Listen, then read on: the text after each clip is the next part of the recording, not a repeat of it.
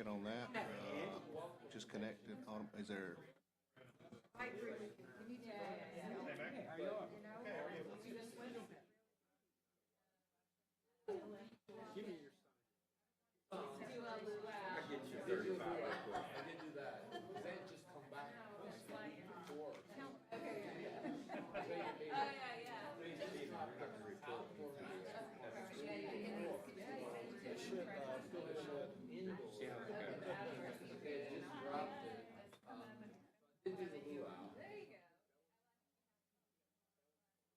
Back your shoes untied.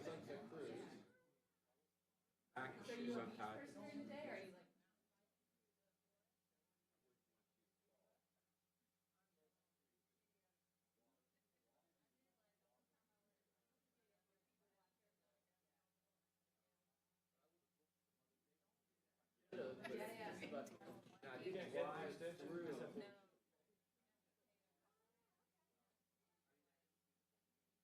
He has the CD. Get the CD off of here. You can't get her until she gives you your own password to sign in for the file. I asked her that day. You saw the email. No one's using them. Ready? She said I was the third person. All right, we'll call the meeting to order. We'll start with the invocation and the Pledge of Allegiance. Lord, we just thank you for the opportunities you give us in this great country. We ask that you be with us tonight. Give us wisdom and discernment, and that we'll make the best decisions for all of Walton County. In Christ, and we pray, amen. Pledge allegiance to the flag of the United States of America and to the republic for which it stands, one nation, under God, indivisible, with liberty and justice for all. All right. Everybody get a chance to look at the minutes? Any questions? Have a motion? Hello? Yep, I move to approve the July 8th, 2021 minutes as presented. I'll second that. All right, all in favor? Aye. Any opposed? All right. I'll abstain since I wasn't here. No, sir, you're good, Doug. I can vote? Yeah, you can abstain. Okay.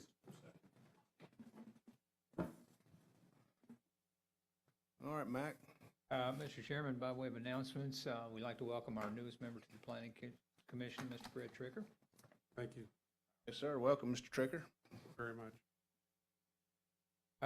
We have several items for you tonight, and we have, I think, 4 requests to continue. Would you like to take the continuances Yes, sir. first? Please. The first legislative item, the Girl Scout RV Park Developer Agreement, we have a request to continue to the September 9th, 2021 Planning Commission meeting in this location at 4 p.m. Do you want to do them all at once or separately? Quasi-judicial. Yeah, we probably ought to do them separately. All right. We have a motion. A motion to move the Girl Scout RV Park Developer Agreement to September 9th. A second. Second. All in favor? Aye. Okay, thank you, Mac.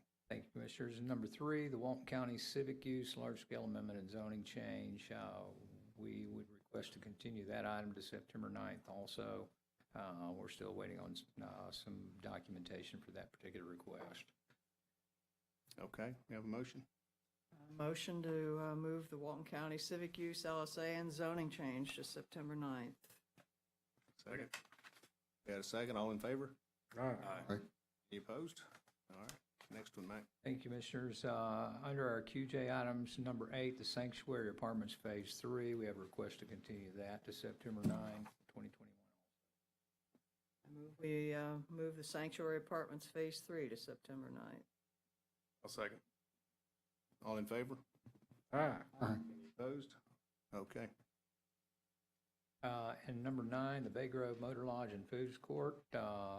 Applicant has requested to continue that to September 9, 2021 also, while they're appealed.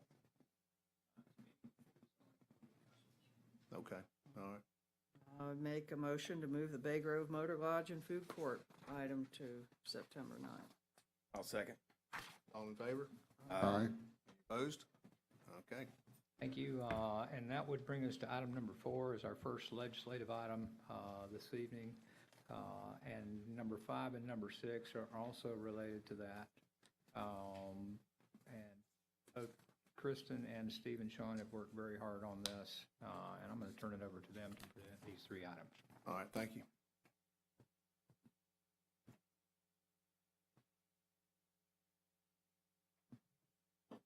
Good evening. The first item, as Mac indicated, though, they're all sort of interconnected, the next 3 items. The first is just simply dealing with the affordable housing policy for the county. And this is a request to approve by resolution. This includes proposed policy changes as it relates to the review and determination of workforce housing dwelling units, mortgage and rental costs associated with the existing density bonus provisions of the Land Development Code. If I could have the staff report entered into the record, please. Yes, sir. Thank you. I want to touch on just a couple of pieces of information, just as far as affordable housing is concerned in general. There seems to be a rather large misunderstanding of what affordable housing is. If I could ask you to turn to the Affordable Housing in Florida document I provided in the packet, published by the Florida Housing Finance Corporation, and to page 1. I just want to, I'm just going to read some of these bits of information that I think are important to get on the record, if you don't mind. Affordable housing is defined in terms of the income of the people living in the home. The family must be income eligible. Income eligibility is defined in terms of area median income adjusted for family size. All right, so that includes extremely low, very low, low, moderate income. And as far as our policy is concerned, we also include workforce housing, which is essentially housing for the 80% and under group, right? Which is similar in a lot of respects to the low income. The state actually allows for the moderate to go up to 120 in special circumstance that doesn't apply in the county. Additionally, if we could turn to page 7, and I just want to touch on just very briefly. Affordable housing has a bad rap, as I indicated. A lot of folks have this NIMBY idea, or not in my backyard. So this is very important to touch on. Affordable housing isn't what a lot of folks see as these projects, these very low. Just old brick, degenerative sort of structures that have been there for years and years. These are designed as a very not classy. I don't want to say that, but these developments now are these projects that are partnerships between local communities and developers, and they're made to look like just typical housing. They're well done, and they're for all of the working class individuals, not for the lowest income brackets. Folks that are making 80% of the area median income, 120%. These folks need this sort of housing, right? And that's what these are designed for, including the very low and extremely low income brackets as well. So I just wanted to get that out there. If you have any questions as far as this is concerned, please, I'll take them now. If not, I can go into some of the meat of the policy. Any questions? I'd like to get educated on this a little bit. When I think affordable housing, I think federal subsidized housing projects, which historically, where I grew up, were crime centers. Sure. So this affordable housing is not the same as this old federal subsidized housing projects that I grew up seeing, where people, can you tell me, is that type of people going to be in this workforce housing? So affordable housing developments are designed to cater to, like I said, that from extremely low to moderate workforce housing. Certainly, you can escape some of those elements. It doesn't matter what sort of neighborhoods, or cities or areas of the country you're in, there is that element. Now, these programs are federally subsidized, state subsidized. HUD and all these folks are involved with these programs. Have to be. No, they don't have to be, no. For these purposes, our policy doesn't necessarily have to have, these developments aren't required to have federal subsidization. It's just, this is just dealing with, I'm sorry. So Walton County's area median income is 58,000. So if you took 120% of that, let's see.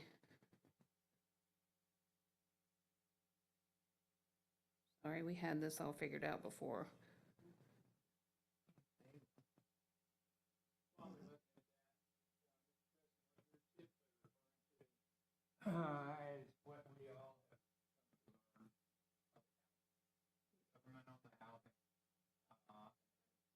That's to 65,000.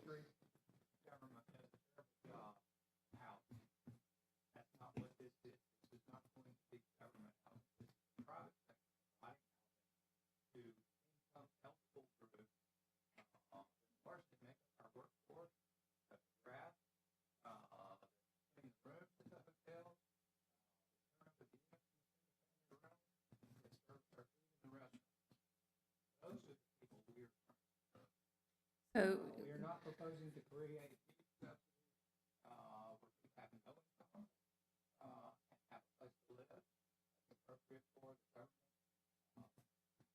Public housing program, we have a very limited amount of that available in Walton County. And the new housing bill since the early 1960s. Public housing properties in quite a number of privately owned affordable housing developments that may be financed through with mortgage. Some of those also have much the same real estate, but provides subsidies to private land, which have helpful privately owned. It's not proposed to be leased up. This is an opportunity for people to create at various levels of ability to serve our work. That's we not about creating up a little bit. high concentration. We're not proposing actually any housing. We need to back up. I think we kind of skipped a step here. So this set of changes is meant to clarify what is existing in our land development code. So we currently, in our land development code, have a density bonus and other provisions that allow for or incentivize the provision of workforce housing. So what we did not have in our code was a definition of what workforce housing is. We did not have a methodology for calculating your rent or sales price if you are to avail yourself of that density bonus. And that is what we are trying to do here. So we are not changing policy really, and we are not building housing anywhere or proposing any land use changes or anything that would place housing anywhere. We are simply trying to provide our developers and applicants with a clear path on what is currently in the code. And the state recently redefined workforce housing at 80% of the area median income, which I just mentioned to you for us is 58,000. 120% if we make our policies available to what we call attainable housing or moderate income housing. That gets us up to almost 65,000 on that income. So the policy tells the developer okay, you come into planning and you say, I want to build, I want this density bonus, or I want this fast track permitting process, which are already in our code, today. And I want you to tell me, planning, how much does that house cost? How much can I rent it for? This set of changes allows us to communicate to the applicant what they are required to sell the house for or rent the house for in order to qualify for those existing provisions. Thank you for clearing that up. Okay. Could I ask you a question, Mr. Chairman? Yes, sir, go ahead. I find the terminology to be really confusing. Yes, and Stephen was doing a great job of trying to explain that, and it is a little confusing. It's very Yeah. convoluted, and I do not understand exactly what the relationship is between affordable housing and workforce housing. And Okay, so affordable housing can be defined as anything at the way these terms are defined in the statute. So the statute defines very low income, moderate income, which is now workforce. They combine those terms. So workforce and moderate are the same. And Oh, then I it didn't know also, it also defines, it sets that attainable housing level at 120%. Walton County, we can kind of choose what do we want to make available. Since our area median income is kind of high, we think the 120% level is acceptable. So if a developer comes in and says, I want to build, I want to use your bonus. Right now, we can't tell him, we don't have any way of telling him what level he has to build that at.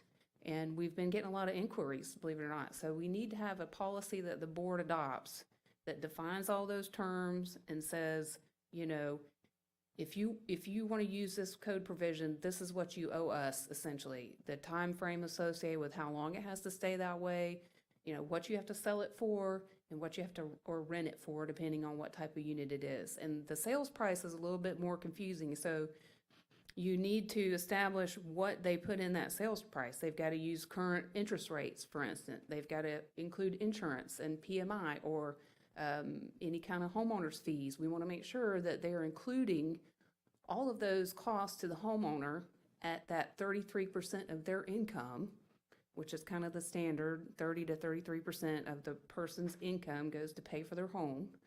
And so that policy establishes all of those parameters. It tells them how they calculate the rent, which is published data. We're just using published HUD data essentially there. Rent's pretty easy. So you look at that 80% bracket and you go across however many bedrooms you have in your unit, and it says, here's what your maximum rent is. So for Walton County, the current policy, and we kind of debated back and forth about whether or not we should set it at 80%, which is workforce. That's a statutory workforce definition. Or should we make it available to attainable at 120? And that's really a policy decision. I mean, our current stuff was all over the place and didn't really define. It would, in one place it would say affordable, and one place it would say workforce, and it didn't really link back to those statutory definitions, which is what we're trying to do here. Now, certainly, there's a policy decision there on the, is it 80 or 120 that we want to incentivize or allow this incentive package to apply. We've got some other provisions like in commercial, in general commercial zoning district, you can also get a residential component if you do and it said workforce, but we didn't really say what is workforce. Does that make sense? No. But thank you. No, I think it's really confusing. And if there's any way to simplify it somehow, that'd be great. And if you could eliminate, if workforce is the same as moderate income, can you just eliminate the workforce terminology? I think that's one thing that, going down the road, people are going to just find that really confusing. They won't understand. But we don't want to eliminate the lower well, I mean, I guess we could, as by policy, we could say that we're not going to incentivize low income or very low income housing development. That's not what we're recommending. We think that the bonuses and the fast tracking should be available to those, developers too, mainly with the fast tracking because their risk tolerance is really small. So when you go through a political process or public hearing process, and, unfortunately, those projects don't always make it. And those particular developers don't have the margin for that type of risk. So, that's a policy decision. But we've heard a lot from the community that we need, this type of housing. And, we've had in our code and comp plan for some time incentivization. We just haven't done a good job of defining what that is and, how you would actually calculate your rent and payments. I think it makes a lot of sense and really appreciate y'all's effort to define it and clarify it for developers. Yeah, I thought when I read through the material that it did a good job of clearing up a lot of issues and laying out what was intended. I mean, I can't repeat it to you verbatim, but I thought Well, in a nutshell, it does two big things. It sets our incentive policy at 120% of AMI, tells them how they calculate that rent or sales price, and then it also allows fast tracking defined as a minor development. This is the number one point that I can make to you, is that those developments would not go to you or to the county commission. They would be approved at the TRC level to eliminate the risk for those developers. And the cost. And we already had fast track. It was already in the code. It just didn't say, and there's a lot of confusion, and the developers don't know what they can do or can't do, and they've been asking us for clarity. And so I think we need to provide that. And if we don't have incentives for stuff like that, they're just going to develop normal properties, which we've got plenty of that. So And I we mean, need this type of housing for we people. may still not get any, even with the incentives. I mean, that's a tough thing to do It's for not the a private great, sector. it's not a huge incentive. It's a good incentive, but it's Yeah. not huge. Right.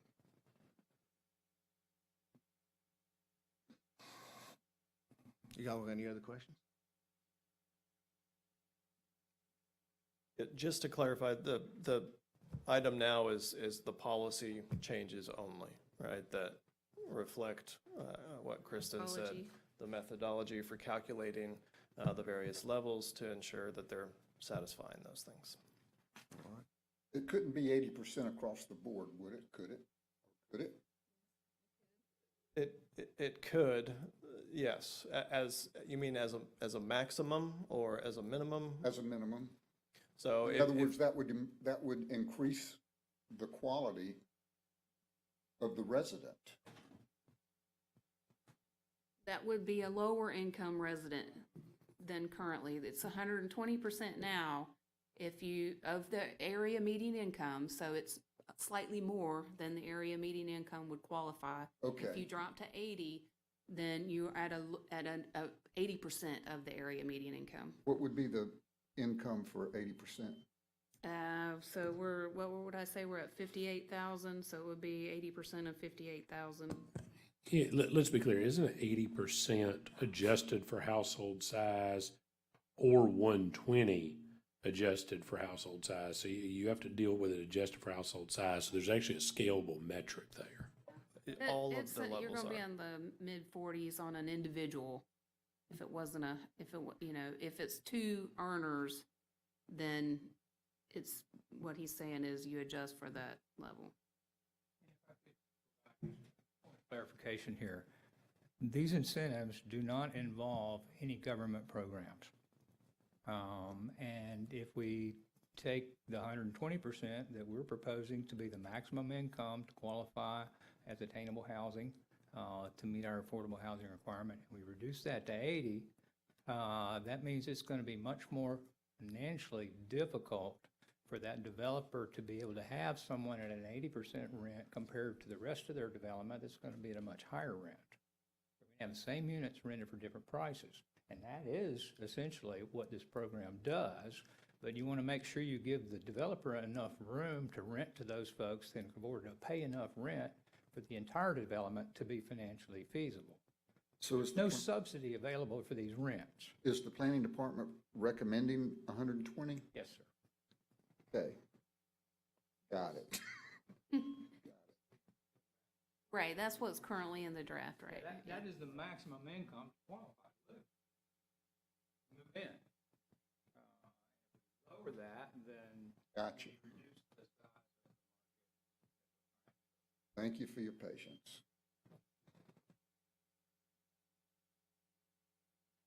Yes, sir. So we're in the methodology now, we'll move on to the text. That's correct. This is Yeah. just simply the policy laying out the way that these items need to be calculated. Gotcha. All right, y'all got any other questions? Is that all you had on your, For this item, yes, unless you have any additional question, I haven't really addressed the policy. If you have any questions pertaining to the policy itself, then I'm happy to try to go through those. policy basically says what you've been saying though, right? That's exactly, yes, you're spot on. So we're gonna go back through the whole thing again if you go back through the policy?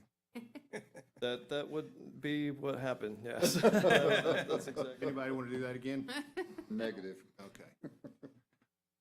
All right, we'll have, we got any other questions with the staff? Okay, we'll open it to public comments then. Yes, ma'am. I'm sorry, yeah. Yes, come on up. Good afternoon, Barbara Morano. I just had a question about if this would be a minor development order. I think which stays at the TRC. So there's many, so in other words, our BCC commissioners will really never get to hear this or see this unless it's after it's built and then people have concerns. I think in general, the idea of a minor development order has some issues, but if we put this particular affordable housing in a minor development order, I have a concern about that. I think, you're talking about fast track. If it's done correctly, you can go from the TRC to planning to BCC, I think pretty swiftly.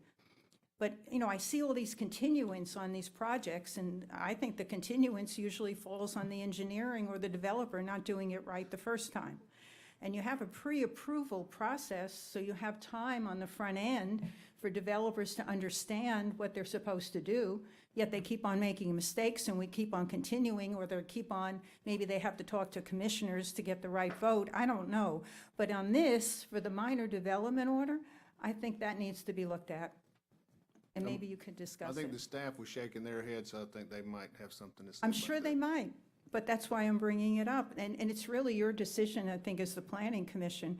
If this passes, it's going to be a minor development order, and it will never get to the BCC. And I think that's a concern for our commissioners. Mac, did Thank you want you. to answer that question? Or that statement? We are required to expedite affordable housing projects as a component of our SHIP program, where we receive doc stamp money for affordable housing. We are required to approve a strategy document. And typically, the local assisted housing plan lays out strategies on how we are to essentially create affordable housing and how we're supposed to spend the money that we get from the state. We typically get $350,000, the minimum allocation, and that doesn't go very far through the number of strategies that we have in our plan. There are other strategies in the plan to incentivize housing at an affordable or attainable rate. There are certain strategies that are statutorily required to be adopted if we're the recipients of this money. Expediting affordable housing projects ahead of any other project is one of the things that we're statutorily required to do, and the county commission has approved that plan for the last 15 years, and that thing has been in there consistently. So we are statutorily required to expedite affordable housing, and making this a minor development is one way to do that. And that has been the way that we have been doing this for the last 15 years. And explain the process for a minor development, so Well, people know what that. it goes through the pre-application process, it goes to TRC, and once the technical review committee has recommended approval, it goes to the director for final action for development or issuance. And public comments can be taken at TRC? Yes, they can. Now, So there is these a, do not involve land use changes. If we're doing a land use change to create affordable housing, then that absolutely goes to the BCC. And we've got 3 of those coming later this year to the BCC, where it's going to require a land use change. But what we're setting up in these individual categories, which is already there, we're merely fleshing it out so it can actually be used. These density bonuses already appear in the zoning categories. It's just been a question of how to use it. In previous versions of our code, we had a scoring system where you did certain things, you qualify for certain amounts of density bonuses.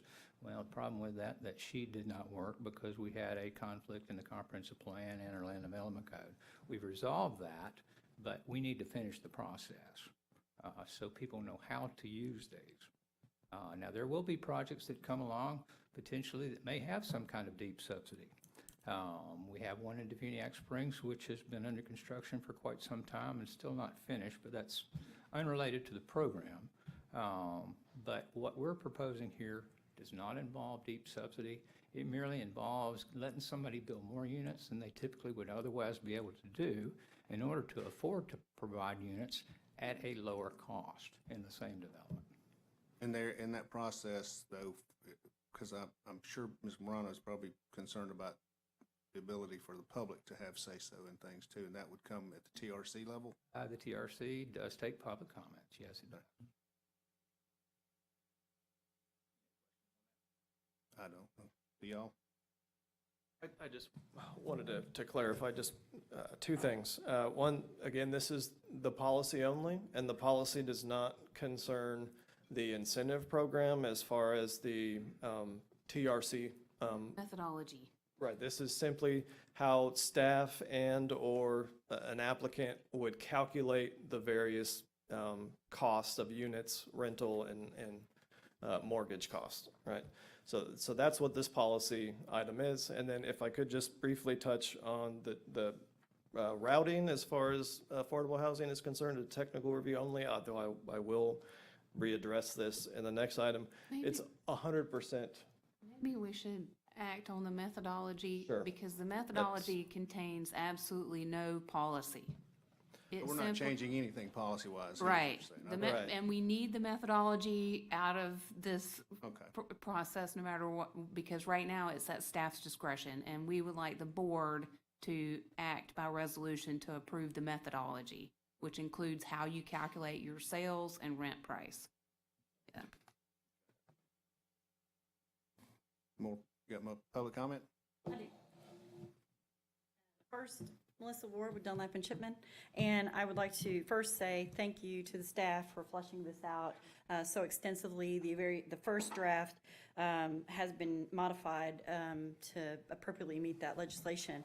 There's a lot here, and it's really well written, really well done, and I applaud their efforts and everything that they've done. It's been really great to work with them on some of the issues.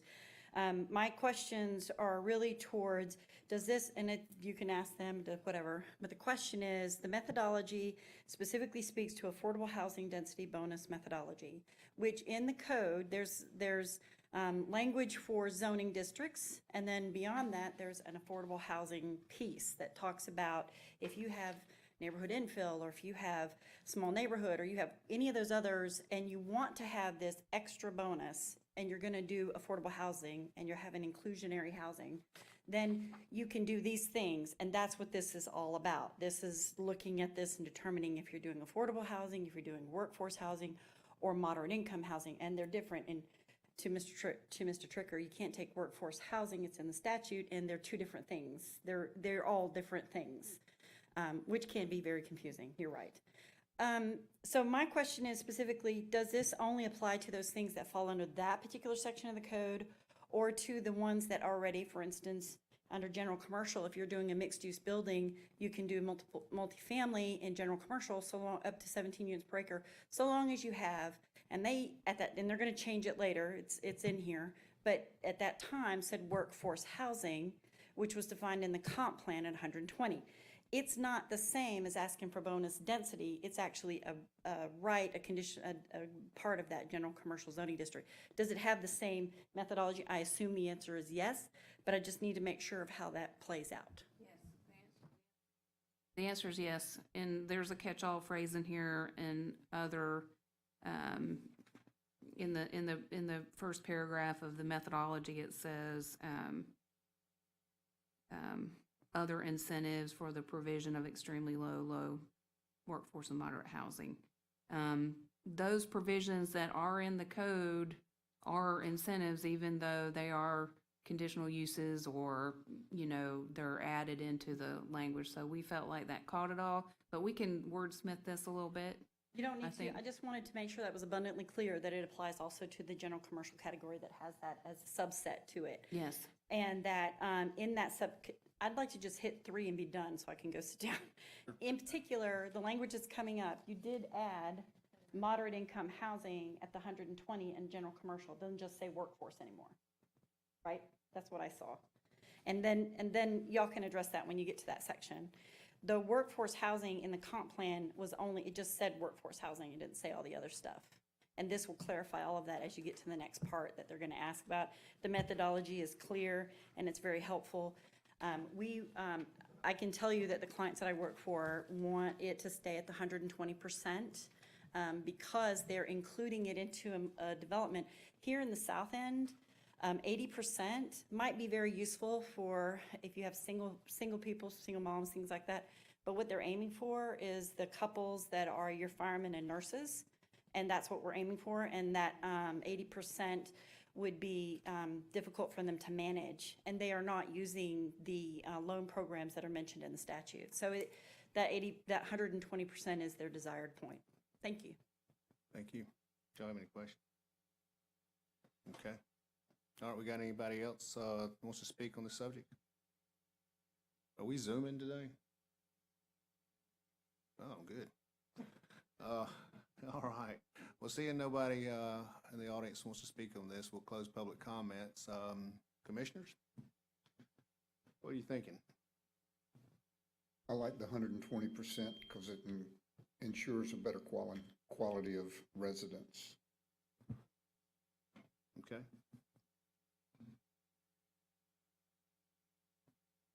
All right. Anybody want to? Are we voting on the first of 3 items, or Yes. is this for all 3 of them? First of 3. One at Okay, a time. Yeah. thank you. And just the methodology right now, which again makes no policy change. Great. 5 and 6, methodology for the comprehensive plan and methodology for land development code. You have them as 2 separate items on the agenda. You're on 4. Voting for 4. Oh, I'm sorry, okay. Would be a board policy by resolution. Yeah. Yes, sir. I move to approve the workforce housing methodology as presented by staff. Okay, we have a motion. We have a second. I'll second it. Second. Got any other discussion? Any other questions? We all good? All right. How do you vote? Aye. Aye. Any opposed? Motion carries. All right, we go to number 2. Well, number 2 on this one. Yes, this is the Affordable Housing Comprehensive Plan text amendments. If I could have the staff report entered into the record, please. Yes, sir. Thank you. So this is where kind of the wheels hit the road here, right? This is not policy, not methodology. This is changes to the comprehensive plan. If you could turn to page 2 of the staff report, I've kind of highlighted or tried to outline some of the changes that could occur, potential ramifications, if you will. Now, what these changes do, by and large, it is trying to create less confusion, right? The comprehensive plan refers to both affordable and workforce housing, right? When affordable, we're trying to create the affordable kind of umbrella term that encompasses workforce housing, and of course, all the other extremely low to moderate income housing, right? So there's just some clarification efforts in there. Additionally, one of the more important things is the amendments to policy H12.5, providing for reduced review procedures for development projects that provide only affordable housing units, right? So if a developer comes in and they want to provide affordable housing units as part of their larger development that is residential in nature, if they want to provide 50%, they don't receive that increased review process. This is, if you're coming in and you're doing 100-unit development and they're all affordable units, you will get potentially that minor review designation, and you will go to technical review committee for approval. So that is kind of the biggie in there. There is some other clarifications. For instance, there's a large chunk of language being removed, as you can see. Really, this is sort of some redundancy in there, and the way that we've thought about this is just in reference to Florida statutes, sort of satisfies all those other, the rest of that paragraph there. There's no need to drag all that language in there when it can be more clear just by reference to Florida statutes. The number 5 under this paragraph that was just removed, you'll see there's some clarification there where this language was previously referring to land use districts. Since the zoning adoption, now we've essentially created this reference to the zoning districts where these things can occur, not to the land use districts any longer. So that's really it in a nutshell. As I've indicated in the staff report, there are some substantive changes that could impact some developments. Can I point something out, though? On that, where we talk about the zoning districts, those are zoning districts where these projects are not allowed. So you'll notice that residential preservation is included.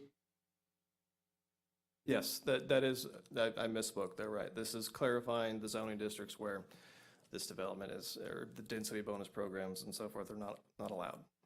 Mainly what we're looking at is areas where we have urban infrastructure, so our ag categories are excluded, and then we're also looking at areas where we're not going to impact existing established neighborhoods.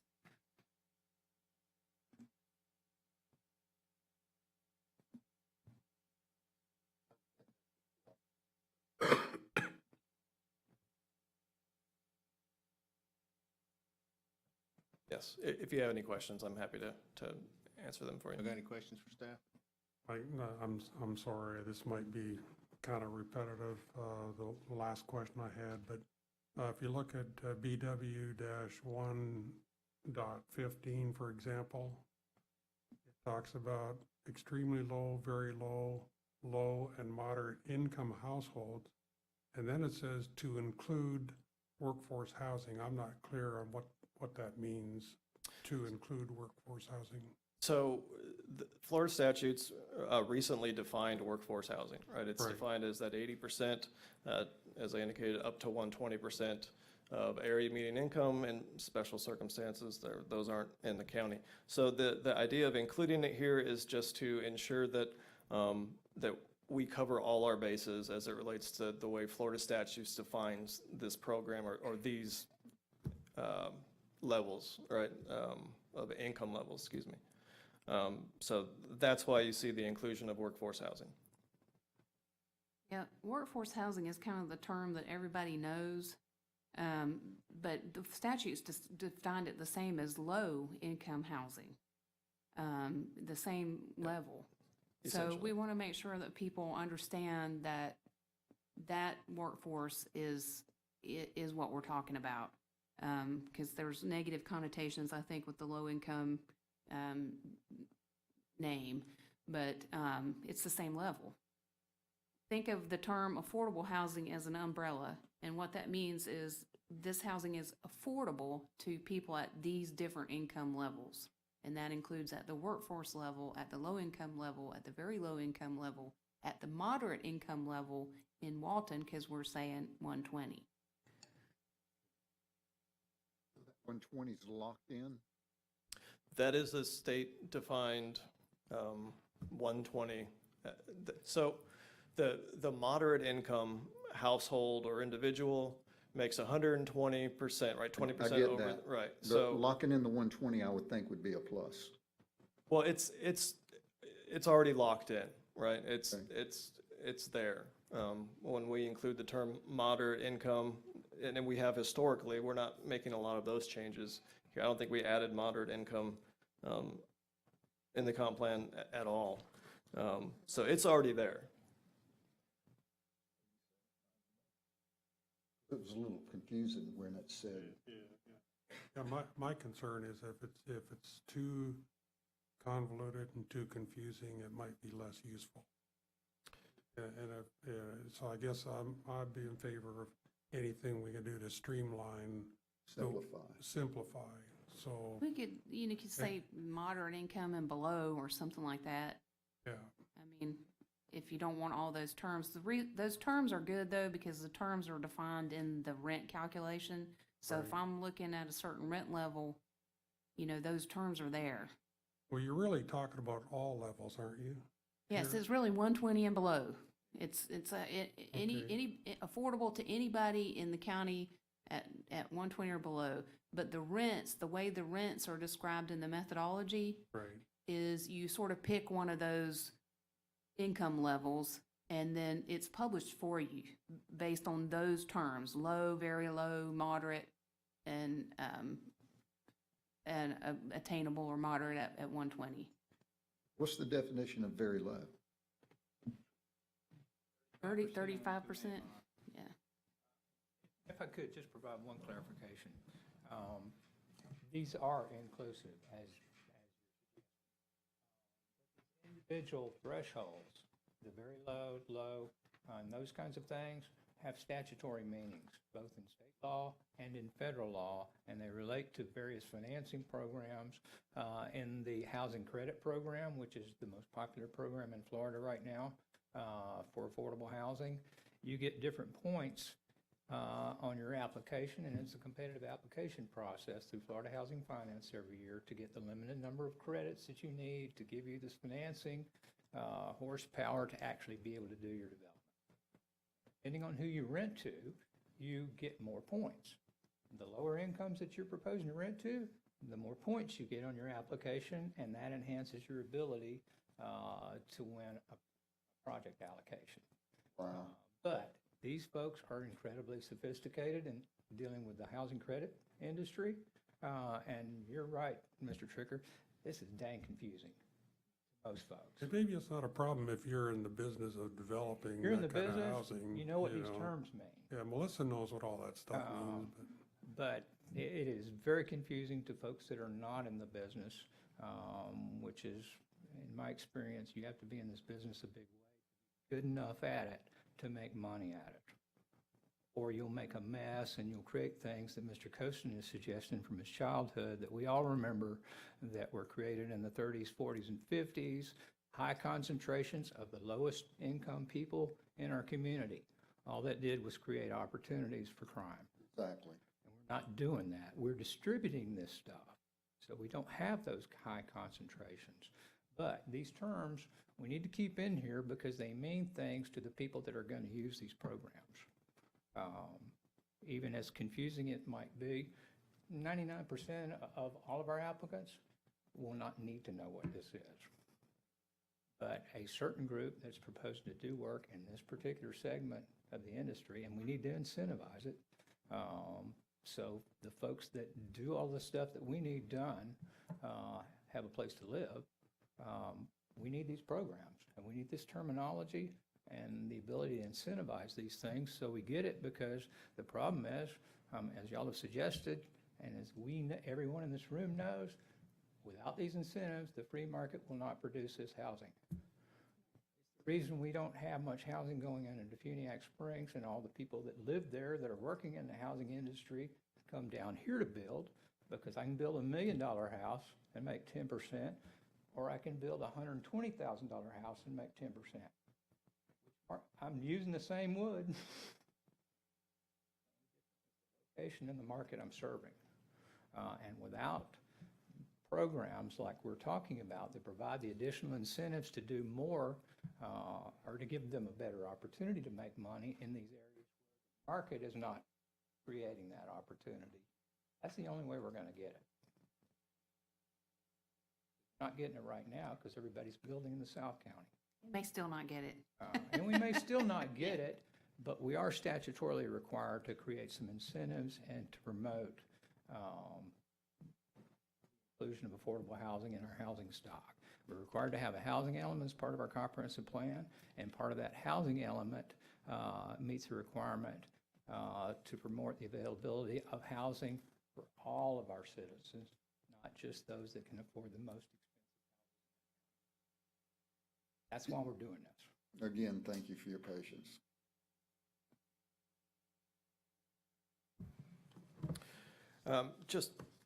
Again, this document really lays it out, the different various levels. On page 1, it really goes into the 30% for extremely low, 50% for low, just for your reference, referencing pleasure. So if you don't have any additional questions, then. Any questions? Thank you, sir. Yes, you're welcome. All right, we'll open up to public comments. Anybody want to comment on this? Seeing none, we'll close public comments. Commissioners? Questions, thoughts?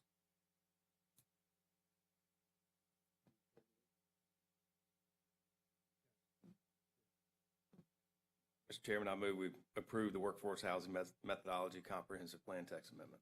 All right, we have a motion. Do we have a second? I'll second. We have a second. Any other questions, thoughts? All in favor? Aye. Any opposed? Motion carries. All right, we got one more of these. Okay, if I could have this staff report also entered in the record. This is the Land Development Code changes relating to affordable housing. Yes, sir. Thank you. Again, I tried to go into some detail as far as what the substantive changes are and potential ramifications in your staff report that you have in front of you. I'm just going to try to go through some of these items.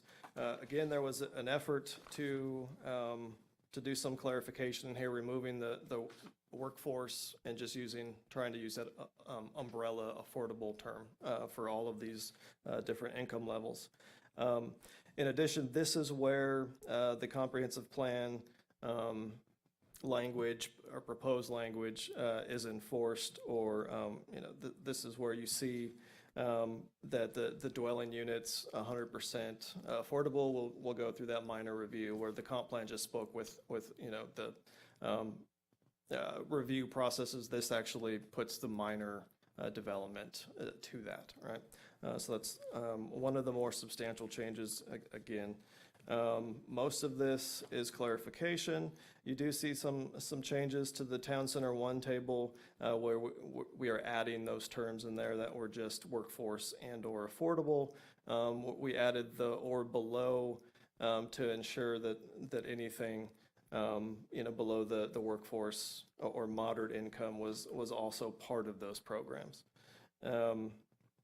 There's some clarification in here, and I just want to address it because it may look like we're changing some of these timeframes from 20 to 10 years. There was a mistake in the Land Development Code. The comp plan actually called out 10 years for ownership. That's the minimum time frame you can keep them affordable. So these changes in here just reflect what was already supposed to be in here, right? So another big change here. So under section 2.05.02, you see that we removed the rural village, village mixed use and neighborhood infill as locations where they were not, where the density bonus program was not available. So now we're saying that mixed-use developments, or developments in village mixed use, rural village and neighborhood infill can apply for and receive those density bonuses, just so we're clear. You'll see there's a fairly large chunk of definitions that were part of section 2.05 that were removed.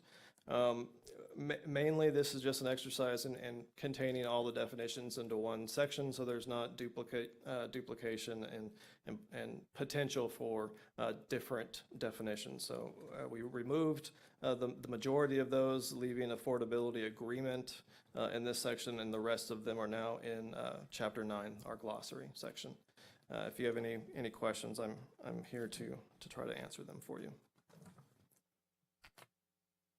Any questions? On neighborhood infill, why are you including that in the density bonus? I thought neighborhood infill was already fairly dense.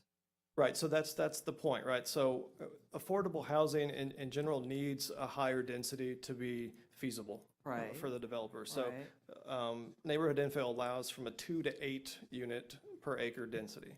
So we're now allowing them into the neighborhood infill, where before the code prohibited the density bonus program in neighborhood infill. Right, and I'm just curious, it seems to me that 2 to 8, given the neighborhoods these are in, fairly dense anyway compared to what's around them. Do I misunderstand what neighborhood infill is? So The comp plan policy included those areas. In other words, they weren't listed in the exclusions in the current comp plan. So that actually governs. So this would bring that change consistent with what was in the comp plan today. Okay. was that clear? Did that answer your question? Okay, any other questions? Yes, sir, go ahead. Yeah, sorry, Mac said earlier that there was an objective here to reduce impact on existing neighborhoods. And I don't know how neighborhood infill fits in with that, or maybe I've misunderstood what he said. I said, yeah, because the comp plan originally excludes residential preservation. It didn't exclude those other categories. So this is an attempt to be consistent with the current comprehensive plan. So if we wanted to exclude other residential areas besides RP, which is predominantly our lower density established neighborhoods, then that would be a policy change from what we currently have. Okay, so neighborhood infill has a requirement for compatibility analysis because of the fact that it's going into typically areas that are already developed. Surrounding, right. So to what Barbara is talking about, and the other Barbara, if you fast track these things, you don't get a chance for the public to review that really. It would only be fast tracked if you were doing a full, Right. fully affordable, the whole development would have to be at the 120% or below threshold. Right. It's not like a component of the development. And so, yes, I mean, it would keep that consistent with the comp plan. They would be allowed in those areas. So it does sort of prioritize areas that have existing infrastructure. But it limits review. That's the concern for something that's going into an established neighborhood. I think that would be a concern. Sure. So neighborhood infill zoning does require a neighborhood meeting prior to application for a development order. So there is time for the neighborhood to see what's being proposed, as well as the technical review committee meeting that is advertised and notified through sign.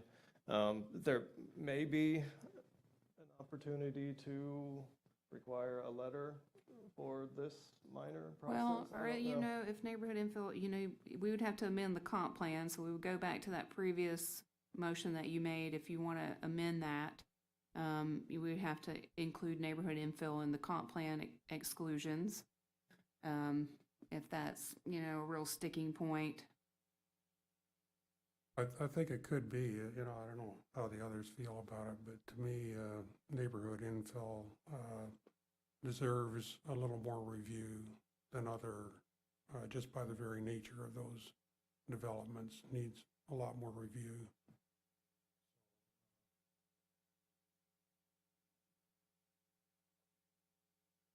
Minor development and neighborhood infill gets the same review. Compatibility analysis has to meet all of the things in the infill category. Right, but technical review meetings don't get the same exposure. People aren't aware of what's going on, you know. You been to any lately? Actually, no, I haven't. Well, Barbara has. I think she can attest to the level of review that we give in the technical review meeting. Sometimes it happens, but most of the time, people don't really know what's going on. It just happens. So if that's the end of it in neighborhood infill, that could be problematic. Includes a lot of, that's,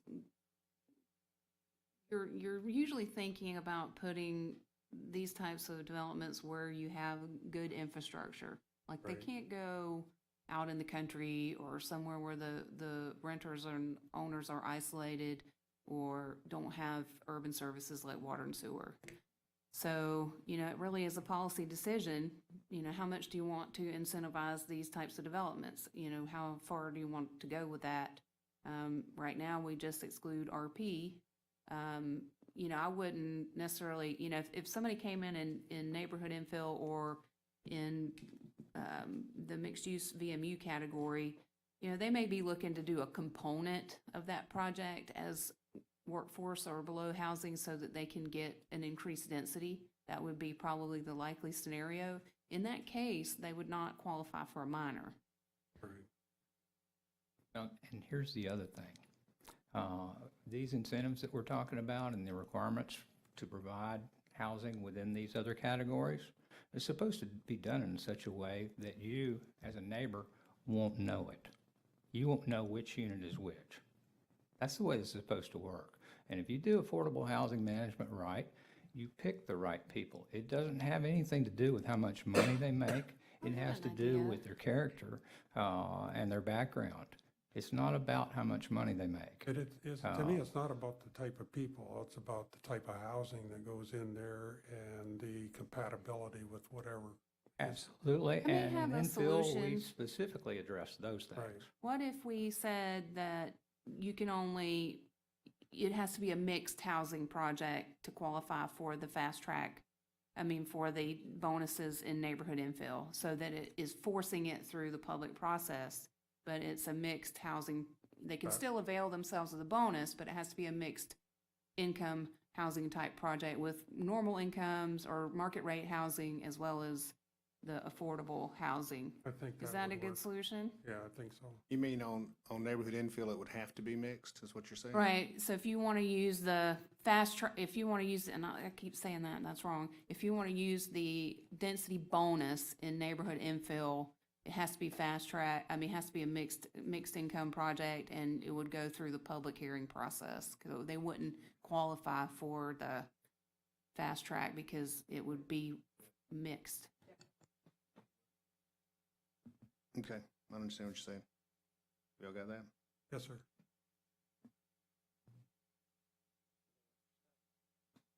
I don't think so. You got any other questions? You can amend your motion on the comp plan. Yeah, well, we're gonna open a public comment. You got something? Go ahead.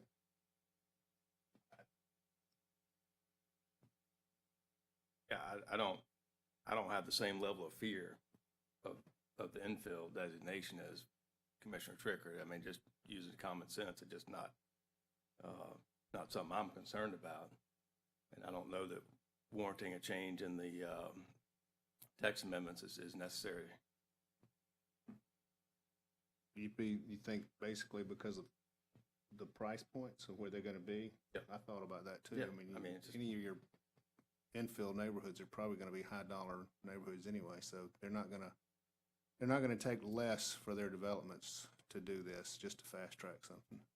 Or even especially if they're gonna do a mix. I don't think they will. I just think if it's in neighborhood infill and the prices they're getting down there, they're gonna go for the big dollars. Personal opinion, though. We'll open it to public comments. Yes, ma'am.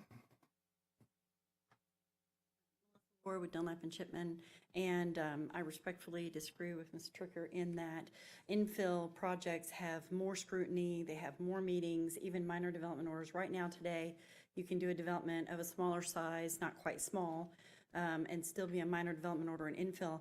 And as a person who represents developers, we do community meetings, and if requested, maybe multiple community meetings to iron out issues with those communities. And so it's not, infill is not losing any review processes or anything that would push them to the level of a major development order. I would caution requiring a mixture of housing types or allotments, because if somebody wants to come in and do a project that is made for moderate to income homes in Inlet Beach, first of all, they have to be able to afford it.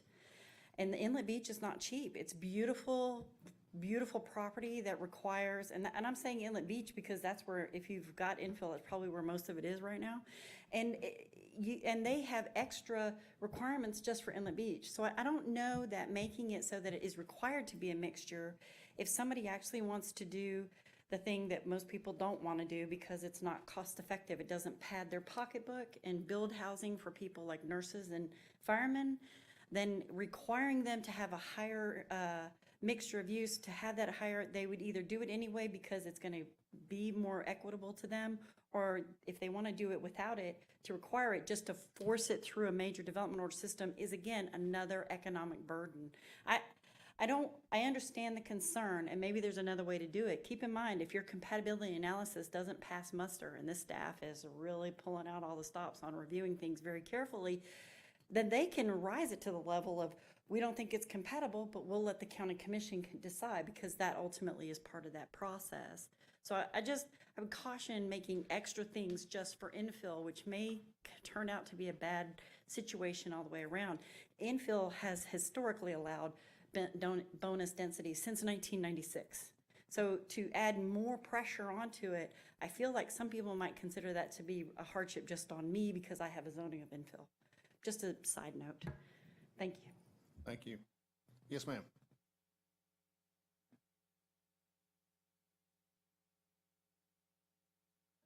Barbara Morano, and I respectfully disagree with what Ms. Ward has said.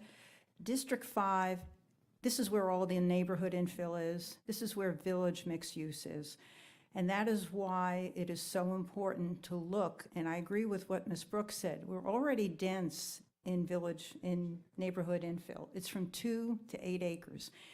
The Planning Commission, the planners never go to 2, they never go to 3, they never go to 4. They always give the developers 8. And I respect Dunlap and Shipman. I'm sure they have many community meetings, but that's not every developer.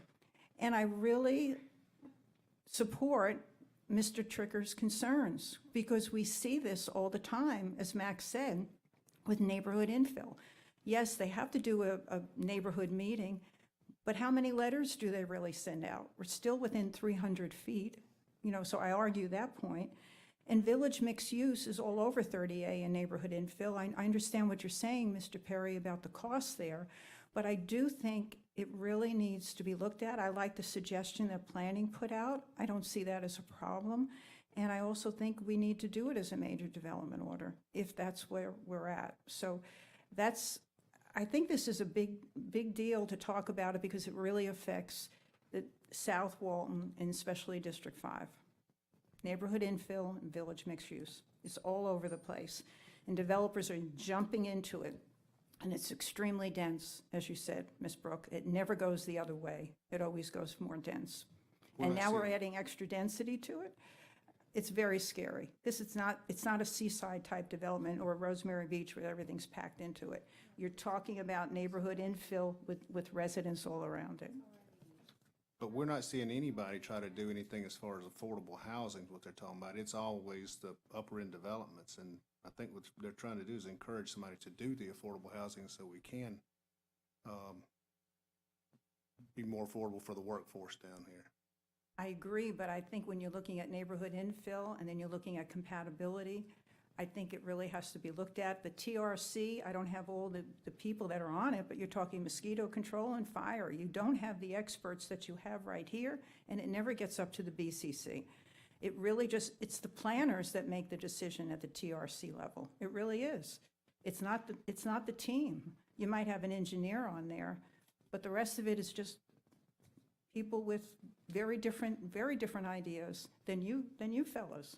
But if we don't do And something ladies. like this, then we're probably eliminating the incentive to do any affordable housing. So we're back to square one. Stephen, what's the acronym? The not in my backyard? NIMBY. NIMBY, is that what's going, is that your concern, Barbara? No, That you don't sir. want? No, sir, my concern is period neighborhood infill. From what I'm seeing, it's always goes to 8, and now you're gonna have the density. And then it doesn't make any sense to me. You mean the to do density that. above 8? Yes, that's what you're talking What is the about. max That's you always can been do? there, though. I just want to clarify that. That is in the comprehensive plan today. We are not adding that. We're just changing the code to say, to meet what's in the comp plan. So the comp plan prevails. So if we were to have an applicant come in today for infill, we would apply that density bonus to them if they ask. The density bonus also is in existence today. So we're not So- adding. If you But- remove it, you're taking it out. But the neighborhood infill and village mixed use is being put back in, isn't it? We are proposing to change the LDC to be consistent with the comp plan, which had it not excluded. Okay. So technically, we're not adding it. But if we would need to go change the comp plan to take it out if we wanted to exclude it. So that would be a policy change. Okay, and this conversation is good, because just because we did something X amount of years ago, or it doesn't mean that it's appropriate now at this time. So, I shouldn't be at fault for questioning it, and you shouldn't be at fault for saying NIMBY. And I'm not, this is not personal, it's just where we are today and what's happening in the market and what we're bringing to the table. And the idea, again, of minor development order not going ahead, that was made years ago, and there's no reason why that can't even be changed. And if I'm hearing from the Board of Commissioners, I think they may even be looking at that. So I just wanted to bring that up. So thank you. Yes. Dan? If the changes that Kristen suggested, the wordage, would that satisfy you? Yes, personally, it would. Definitely. I think it's more protection for the neighborhoods. How many times when we look at compatibility studies, it's always done by developers? Okay. So if Kristen made this suggestion, and could everybody be happy with that? I didn't hear what you said about what suggestion are you talking about? So we're looking at the density bonus language, and it provides that you get 25%, this is existing density bonus language, that you would get 25% increase in the number of market rate housing units with the requirement that for the next 10 years, or 20 for rental, 10% of the units would be low, very low, low workforce or moderate.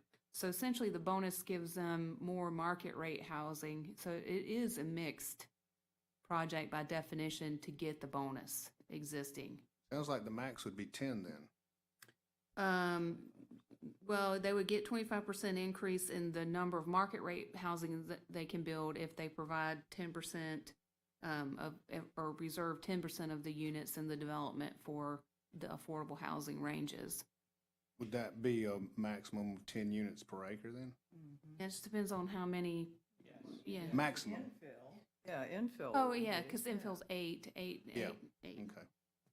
I was just trying to come up with what we were looking at as far as, So essentially, what I was saying is kind of moot, because the bonus program already takes care of that. It says that you have to be a mixed sort of project, so it would have to go through those public hearing processes, like for major or minor. It wouldn't change the thresholds for major or minor, right? So you're saying that the process now, Sorry for confusing everybody. yeah, that it now requires and would continue to require them to go through the whole process. It would not go through minor development. Right, so the only change we'd be making is making the code consistent with the comp plan, which already currently excludes, or doesn't exclude neighborhood infill, And it already requires that they have to go through the full process, not just minor development. Right, that's Okay, correct. all right. Yeah, because it's basically, you're getting a bonus when you're doing a mixed income project.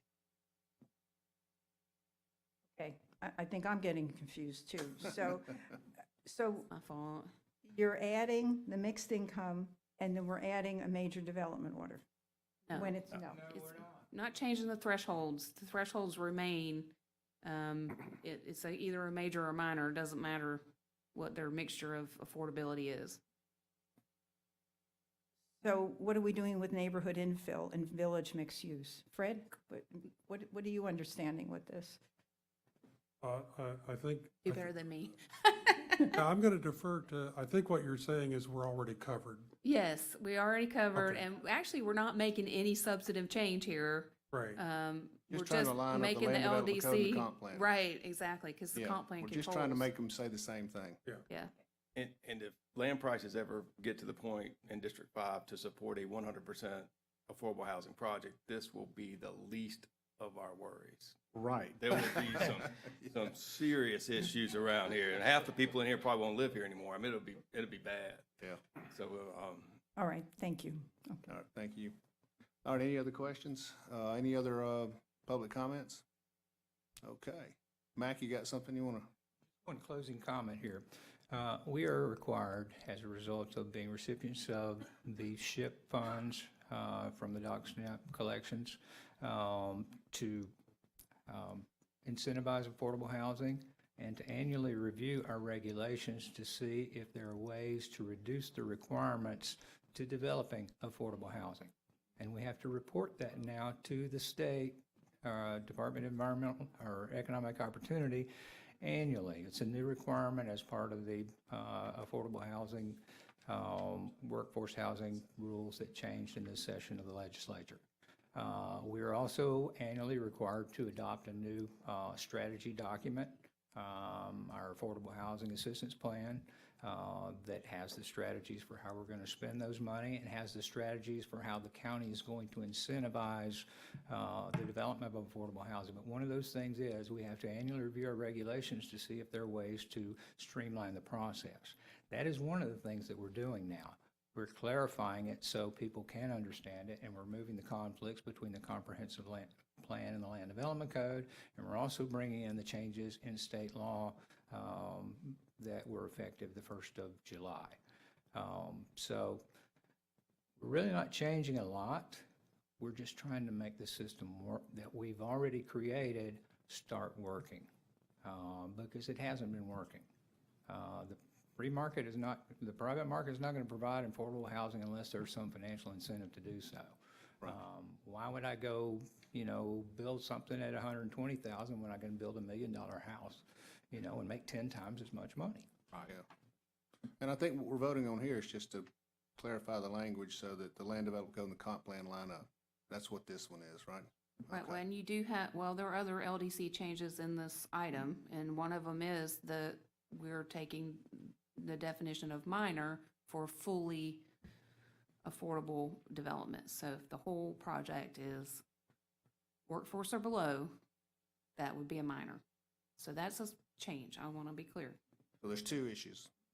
There's a couple of cleanups in here, a lot of cleanup language, but that's the big ticket that's in here. Okay. And the decision to do the 120 below, which has always been in there, but we just made it clear. Right. All right, y'all got all that?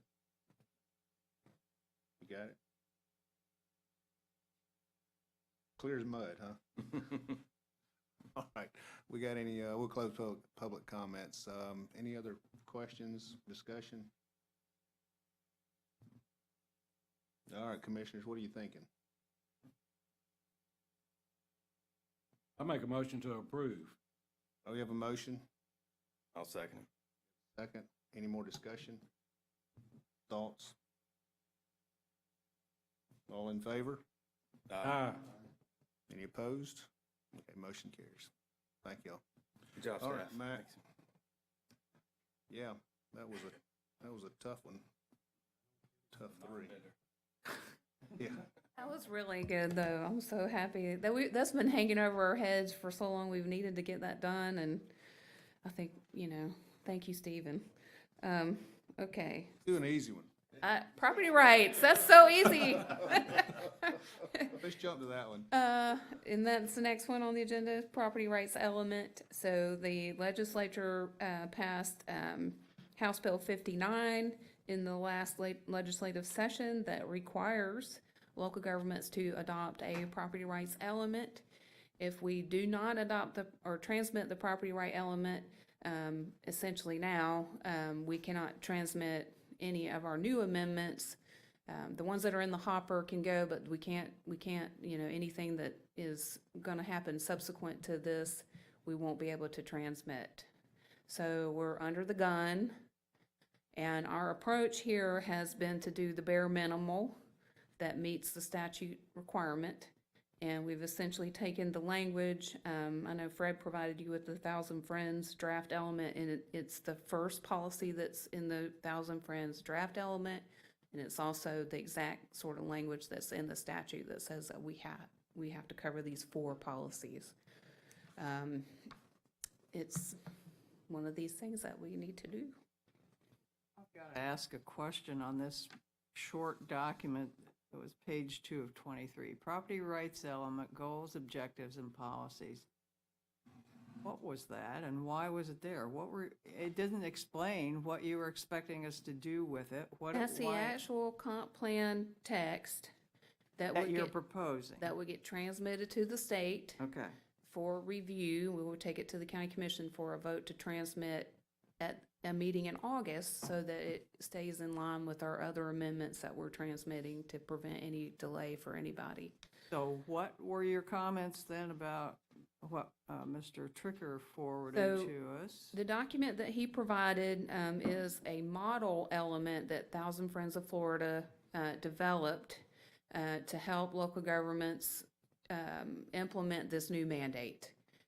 The first objective and goal and 4 policies in the Thousand Friends document is essentially what we have proposed here. We have not proposed the other goals and objectives and policies that they have in that document because we're taking a minimal approach here. That we're doing the bare minimal to meet the statutory requirement and get this approved so that we can. Just to confirm in my own mind, because I tried finding it in the statute, and I must not be able to do a good search because I couldn't find. What you're proposing is the wording that is in the law or the statute. Is that correct? Do you not have the comp plan text? I'm not sure. Okay, all right, that's just what I wanted to, because I really don't see a reason at this point that we should add extra things. I'm not saying we can't look at what he's proposed, that they may be some good ideas, but especially when you're dealing with property rights, I don't think on the fly is a good idea. Yeah, I mean, the Thousand Friend document has a lot of far-reaching Right. stuff that would be Right. major policy changes for us. And one thing to keep in mind about that document, and I don't mean to preempt Fred, I know, but they are dealing with local governments who have different processes than we do. Most local governments do not take every development to the Planning Commission and to the County Commission for approval. Walton County does. So, when you're talking about adding 30 days to one of those processes or another pre-app meeting or something that may not be as onerous as when you're talking about in Walton County, adding another 30 days to an already 4-month process, because we're a little bit different. I mean, we have that process where we take majors, and that's not common to be honest with you. Typically, if a project meets the code and comprehensive plan, it's approved at the staff level. Any questions for staff? I got some comments. Okay. I guess the 1,000 Friends document that I circulated to each of you, or Karen did, I don't know if y'all had a chance to look at it, but there's a lot of fill-in-the-blank issues. And I agree, there's a lot of things that are gonna require some work, some deliberation, and I'm not suggesting we just take what they got and throw it out there, and I'm not suggesting we do it tonight. What I would be, because I understand the time crunch, we've got to pass something that gets the minimum statutory requirement in place. So I'm not suggesting anything other than that, except that I think when we pass this on to the BCC, I think we ought to do it with a recommendation that they at least consider the elements that is being proposed by 1,000 Friends. And I believe they would be receptive to it.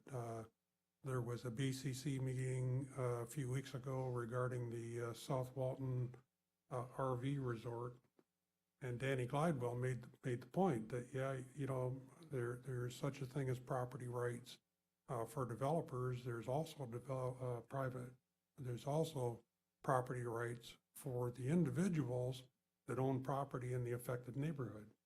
And that's largely what the proposal from 1,000 Friends is all about. And I think it is really appropriate that we consider putting that in there. So if we don't raise it here and pass it on to them for their consideration, it'll never get considered. That's my guess. Commissioner Tricker, did you have conversations with Jane West or Paul Owens about this document? It's unfortunate they're not here to. Well, I did leave a message for Paul Owens. I did not talk to him. He's a good guy. He's a friend. I consider to be a friend. And I think he would be a good guy to bring into the discussion. And I was really wanting to get him in here tonight on a Zoom call. Then I found out we're not doing Zoom. So, but if and when it gets before the BCC, I would definitely want to get those folks involved to explain what they're doing. And they're a really good resource for things like this, in my opinion. Well, a lot of what they proposed is stuff that we already do in Walton County. The notice requirements, I think, are a little more extensive. 1,320 feet as opposed to 300. And that is more extensive. So those are the things that need to be hammered out in terms of the details. Yeah, and I know that one would be a tough one for a lot of, depending on where it's located. I mean, you could be sending out a tremendous amount of mail. Yeah, and I'm not advocating the details of their proposal. I'm just saying that those are elements that I think would be very, very helpful to have in our policy plan. So I can just go ahead and tell you, without the ability to ask questions for the people who authored this document, I can't support pushing it forward. I just can't. You know. I can't either. Yeah, I mean, that's just not Yeah, something no, I'm prepared to do. No, I'm not. Well, I can't recommend something that I don't know anything about. All right, I want to ask you this though, Mr. Tricker, because I didn't see with just a couple of things. One of them being the notice. Right. So I'm trying to figure out which parts in there are the things that are different, because it's not a lot different. A lot of the stuff they're saying is already in there. Right. And what the county does, which Right. they follow this thing pretty closely, except for the notice stuff. You got 1,320 feet. I think there was a 30-day period in there for something. I forgot what it was, but that was the pre-app. The pre-app, and there was, a 10-day after it's approved before it can become final. Is that correct? 30-day notice instead of 2 weeks. We currently do 2-week. 2-week notice, that's right. So it would be 30 days. And again, I think that gets back to their target audience includes a lot of local governments that don't do the meeting process that we do. So, Yeah. I mean, in all fairness to them, I think, there's some good stuff there, but, you do have to look at it in light of kind of what we do. And the last thing, I think, was the 10 days before it becomes final after it's voted on. I assume that would be at the county commission level, since it's not final on ours anyway. Well, again, I'm not arguing the details of what's in there. I'm just saying these are very useful elements to have in the, No, I wasn't, I'm not arguing them either. Yeah. I'm just asking if those are the three that we're talking, because I seemed that there was, when I read it, it seemed there was those three jumped out, that those were the difference. Everything else seems pretty close to what we're already doing here. Is there anything else that I'm missing? I think there's an enhanced, community participation Community early on meetings. in the project. I would venture to say there's actually several issues. I don't know why we're getting. I would venture to say there's actually several differences, especially when you get into objectives 2 and 3, which are non-mandatory ones. Okay.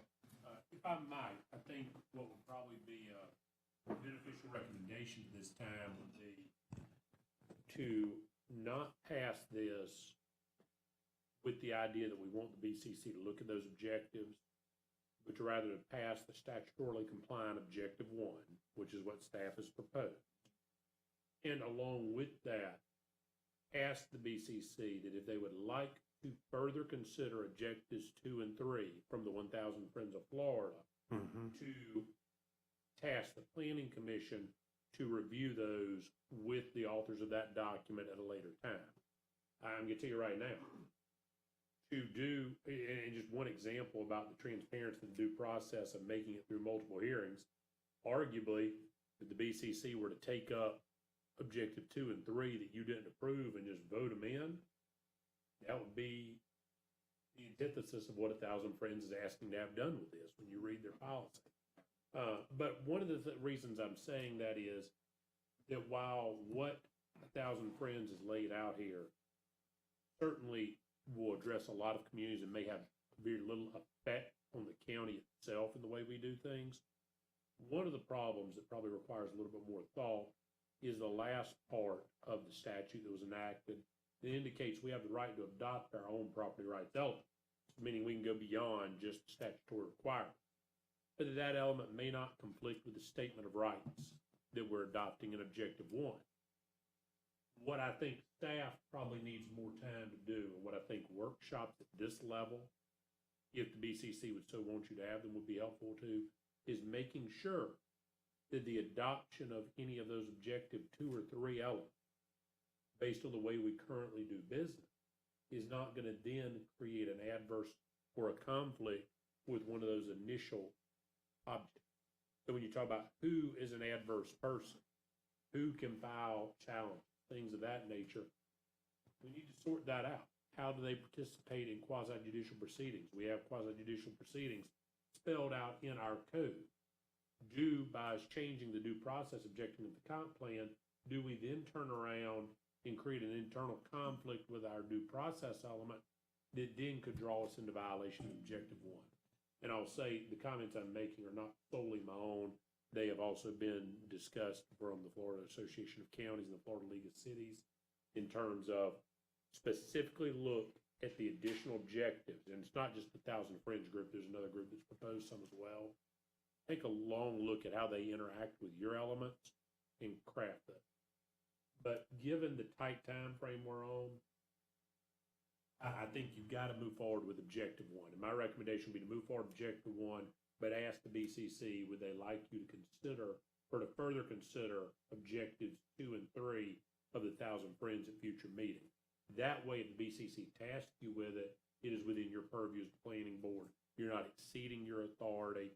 And then we could actually hold some workshops, possibly invite Mr. Owens as the author of the document or any of their faculty, because I believe they work with faculty at the University of Florida, if I'm not mistaken, possibly give us some of the position papers there.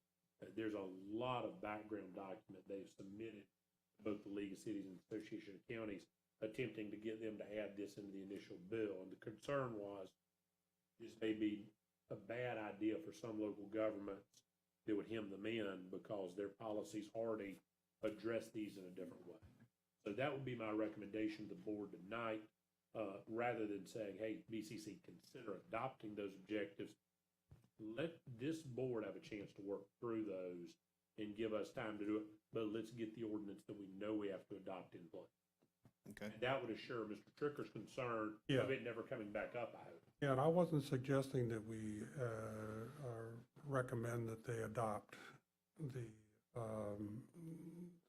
1,000 friends language. I just want to get it on the table. That's all I want to do. I want them to consider it. That's all. Well, if you consider it first at your level, if Yeah. they ask you to, you'll have a lot more opportunity for input. That's And fine. then they'll certainly have that check. That works for me.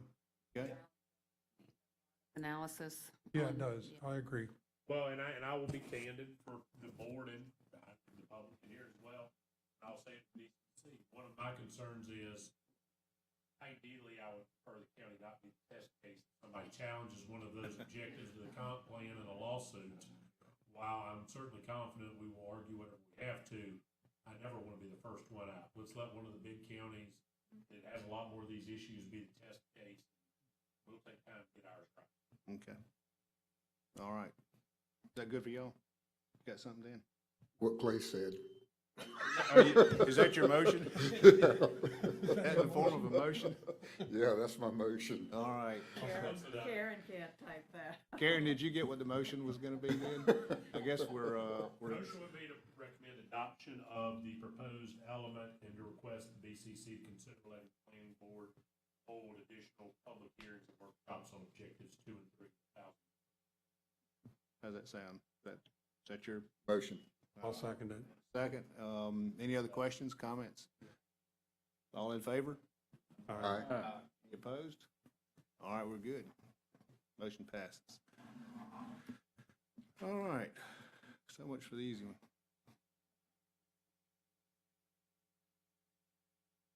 Mr. Chairman, the rest of our agenda is quasi judicial in nature and will need to be sworn. Anyone wishing to speak on any of the quasi judicial items 8 through 11, please stand, raise your right hand, and repeat after me this time. I do swear or affirm I do swear or affirm that the testimony I present will be the truth, the whole truth, and nothing but the truth. Thank you, Mr. Chairman. The audience and staff are sworn. All right. Thank you, Mr. Chairman. The first item for your consideration on our quasi-judicial section of the agenda is the Town Place Suites. This is a major development that's been reviewed by Tim Brown, and I'd like to ask Tim to introduce it for us. Good evening. Tim Brown with Planning and Development. This is a major development order application submitted by Baskerville Donovan on behalf of Banyan Investment Group requesting approval to construct a 100-unit hotel with pool amenity and associated infrastructure on 1.53 acres with a future land use of mixed use and a zoning of coastal center. This is located in District 5 at 39 Scenic Gulf Drive. Currently, there's a Quality Inn hotel at this site. They're proposing to tear that hotel down and build this Town Place Suites. They received 2 variances from the Board of Adjustment. They got a variance for parking to go from 1.1 spaces per room to 1.0 spaces per room. And they got an additional variance to allow a maximum of 15 spaces between parking lot landscape islands instead of 10. They're also screening the project on 3 sides with a screen wall, as opposed to your standard 10 or 15 or 20-foot landscape buffer. They're doing the screening wall. It was approved by the Design Review Board at their meeting on July 1st by a vote of 5-0. It was approved by the TRC at their meeting on April 7th, by a vote of 7-0. And with that, I would like the staff report entered into the record. Sure.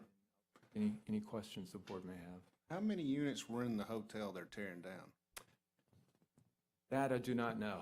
I've been out there and surveyed the site, but I do not know how many units the current Quality Hotel has. Because they're dropping the parking down, I guess they're eliminating roughly 10 spaces? You know, I'm not sure even what the current number of parking spaces are there. They've got 100. They've got 100 rooms. And 100 parking spaces? Yeah, so they're at the minimum, they're giving the minimum parking required. Well, that's below the minimum if they've gotten a variance, right? Well, I mean, with the variance, they're Yeah, providing yeah. the minimum. They're required to have 100, they have 100. But I don't know what is currently at the Quality Inn. So you're saying that 100 spaces is code? Well, no, that's what the variance is allowing. That's 1.1. That's what I thought, and then the way you phrased it, I thought maybe I'd misunderstood. Okay. No, the variance was go from 1.1 to 1. So, does it meet the code? No, but with the variance, yes.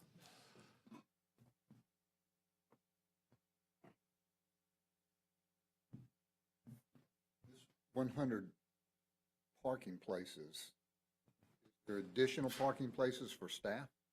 No. Wow. And our code doesn't require that. It's based on the number of rooms. Now, we do have some other uses in our code that does require parking for employees, but this is not one of those.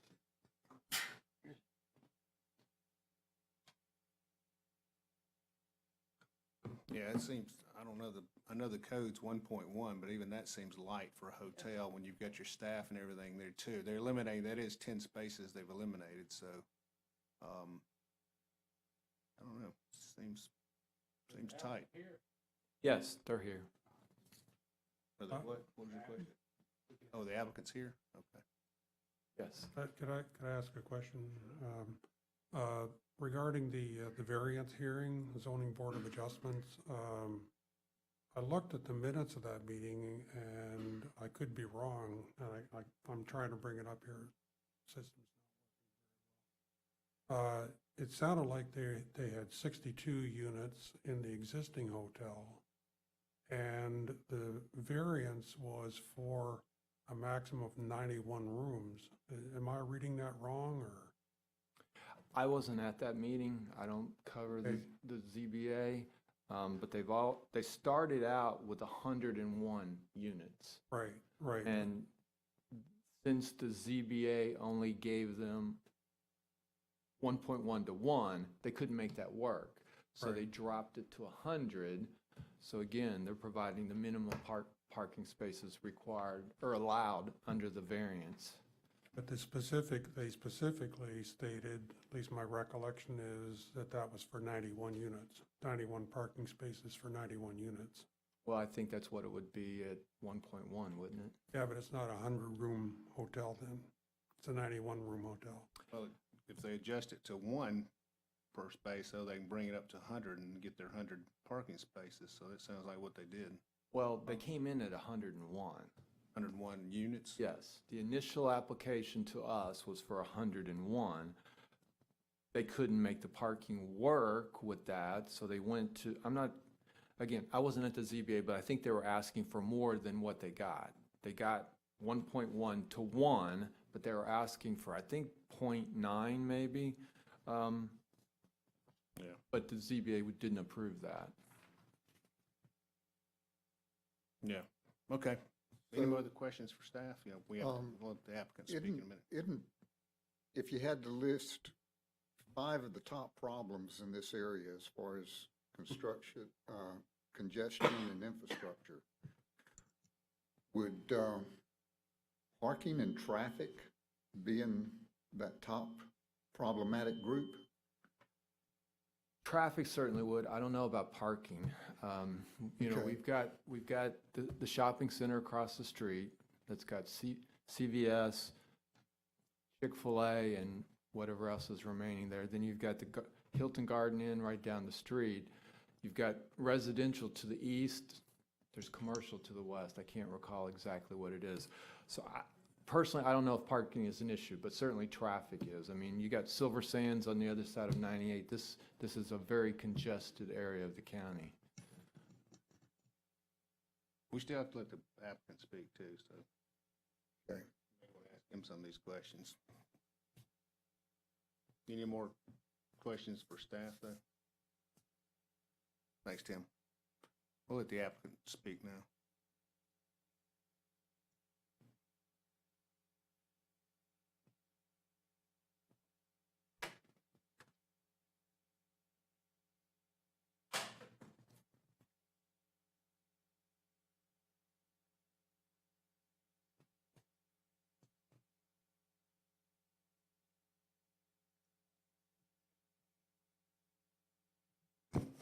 Thank you, Commissioners.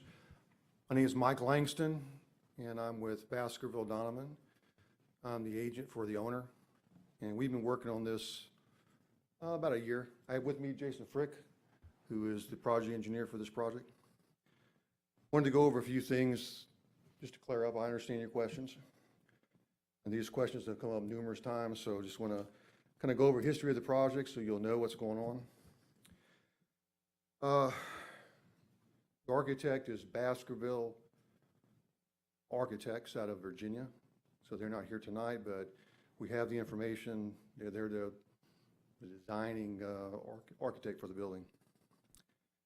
This land was platted back in the, I guess, the 90s as condominium.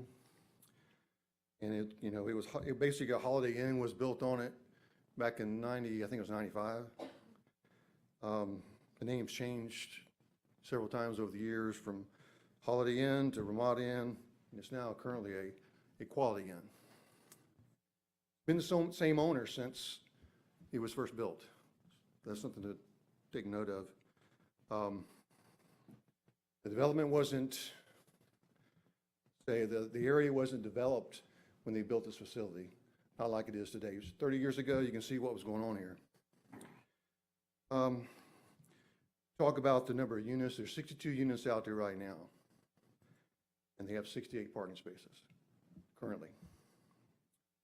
And it's a 4-story building. That's kind of the motel style. So you look at security issues, they have open corridors. They have to go up stairwells and elevators to get there. The doors open from the outside. There's no internal air conditioning. So there's no restaurant, there's no attraction other than just the hotel. There's no retail amenities inside the building. So there's no public use. So there's no parking provided for anybody off-site. So that's one of the things you ask about. In order to stay competitive in the market, they have to upgrade the facility. This thing's built years ago. So you have to create a facility that's going to be attractive. Now, the people are already here. They're just looking for a place to stay. The renovations to the existing facility are not practical. You just can't do it to meet industry standards today. Just a few comments there. The new facility is going to be 5 stories. The current facility is 4 stories. And the new facility would have internal access. Right now, there's 2 buildings out there. They have 2 accesses. The facility was built before all the development built around them. So I guess you'd say if you build it, they'll come. So they came. So what we're proposing right now is we had originally asked for, we had looked at probably 120 units at first. There's a return on the investment to improve the property. We moved it back down to 104 units. I thought the original plan was 104 units. That's what we had proposed. Can't put that number of units on a facility like this. It's only 150 foot wide. So we tried to come up with some plans. We went to the variance board. We did get a variance from 1.1 to 1. And there were some reasons to consider for that. First of all, the hotel market currently, this is based on the data from that hotel, was 68 to 70% annually. This is a family-oriented facility.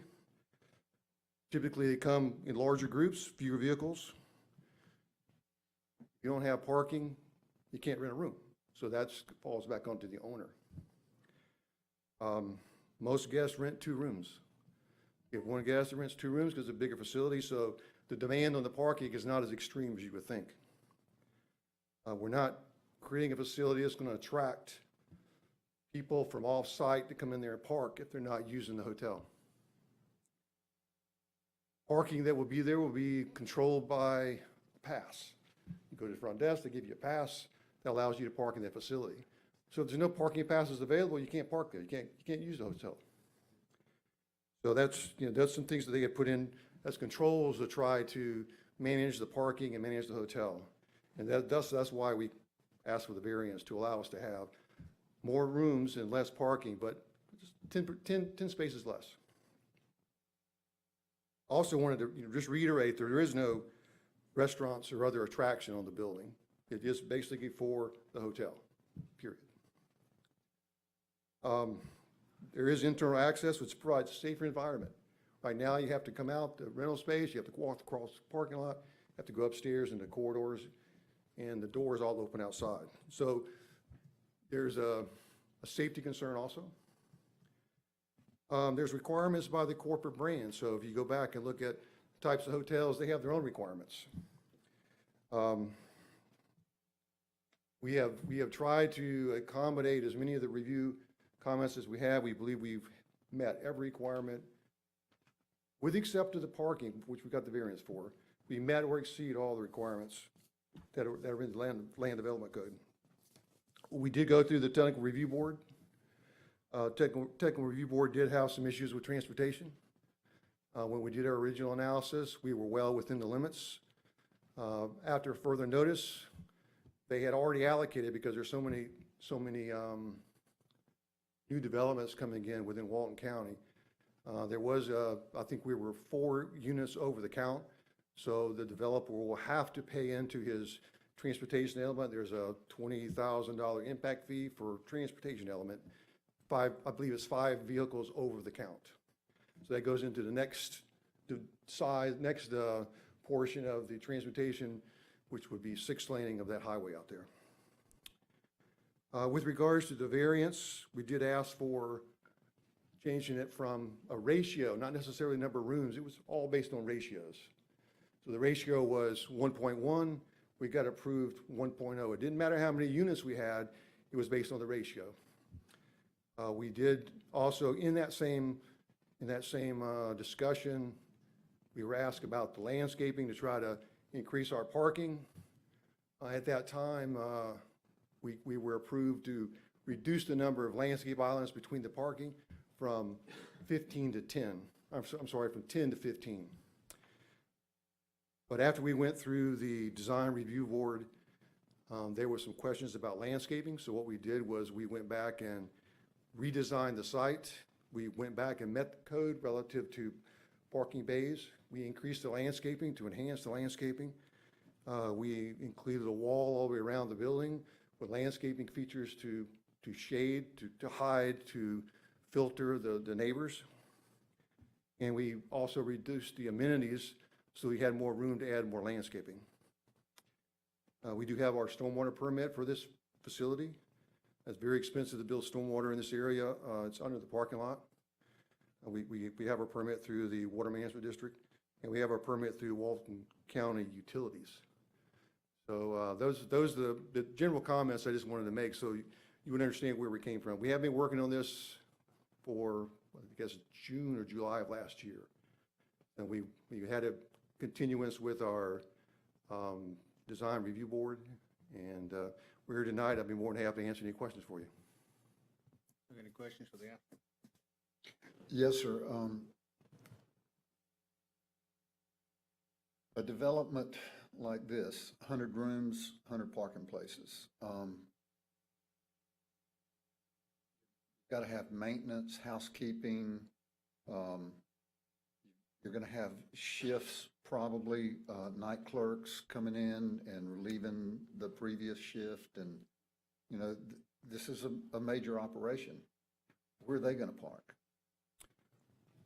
Well, like I said before, the industry trend and the people that own this property own hotels throughout the nation. They're looking at a flagship type hotel. They're not going to just put a facility in it that does not provide for their staff. So that mix of 100 units, typically they're not using every space out there. That's what I said before. The industry standard is, in the 70%, let's say on average, of occupancy. If they don't have a space to put a person, they're not going to rent the hotel.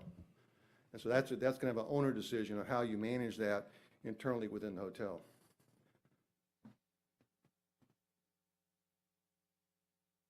I can only think from personal experience what I do. 1 room, 1 vehicle. And you're going to pack this place. You're not going to have any vacancies, especially during peak season. You're going to have every room full. You're going to have every parking place full. I just have a concern about the parking. Yes, sir, I understand. We went back and did do some review of the trends. People take Ubers from the hotel, or from the airport to the hotel, and understand your 1.0 or 1.1 spaces. And they rent cars because they want to have the freedom of mobility. Yes, sir, I understand. We did have this discussion during the variance hearing, and, we were asking for a lot less than that, and we came to an agreement. And we spent a lot of time and effort trying to satisfy all the other rules relative to the development. This is the only issue that doesn't quite meet the land development code. However, we did get a variance for that issue. So the existing facility historically has been 68 to 70% occupancy, correct? Yes, sir. Say there's 100 units now, there's 100 parking places, and 80 units are rented, and the parking lot's full. So that means they can't let anybody else come in and stay because the parking lot's full. So 20 other units are going to remain vacant. Am I understanding that correct? Yes, sir. That is true because, this is a capital society where if you come to the facility, you don't have a place to park, they're not going to be able to use the facility. Is there going to be a cap on how many vehicles per room can come? There's going to be a cap on the number of passes they will pass out for people parking in the parking lot. It'll be managed through the front office. Parking lot's full, including staff. Yes, sir. They can't, they're not going, well, they Can't can't rent out any more rooms. Can't rent any more rooms because they don't have a place to park. All right, well, that makes sense. My question would be then, why would you have more rooms if you don't have the parking? Exactly.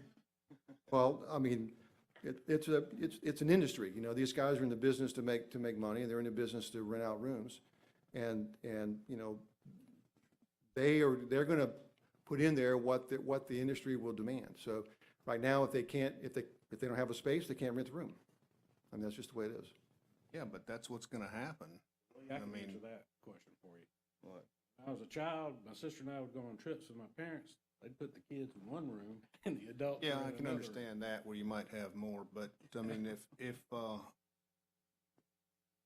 if you go to the standard for the county, 1.1, that's 90 units. Does that put you and at that point, you don't need the variance.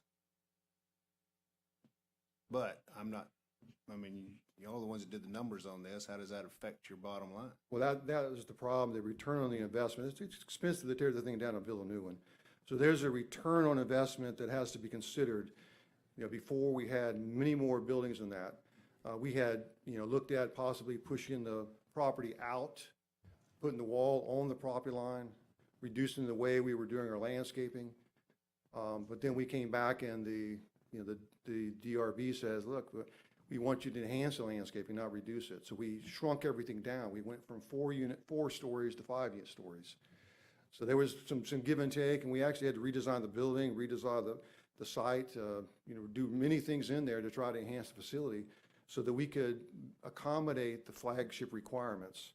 And so, if Marriott's going to build this or Hilton's going to build this, they have certain requirements they have to have, and parking is one of those. So we're meeting those requirements. So what you're saying is, on occasion, when you've got a family comes in, 4 people, mom and dad stay in one room, the kids stay in the other, they're on one car. Yes, sir. But if everybody that shows up has their own car, then you're only gonna be able to rent possibly 80 rooms. That's correct. There's no place to park. That's the way it would be, yes. It's just hard to know how you're gonna police that, I know you're gonna pass out passes, but I've been to places like that where you stay and it's like you sit in the parking lot and wait for somebody to leave so you can get a parking space. Yes, sir. I understand that.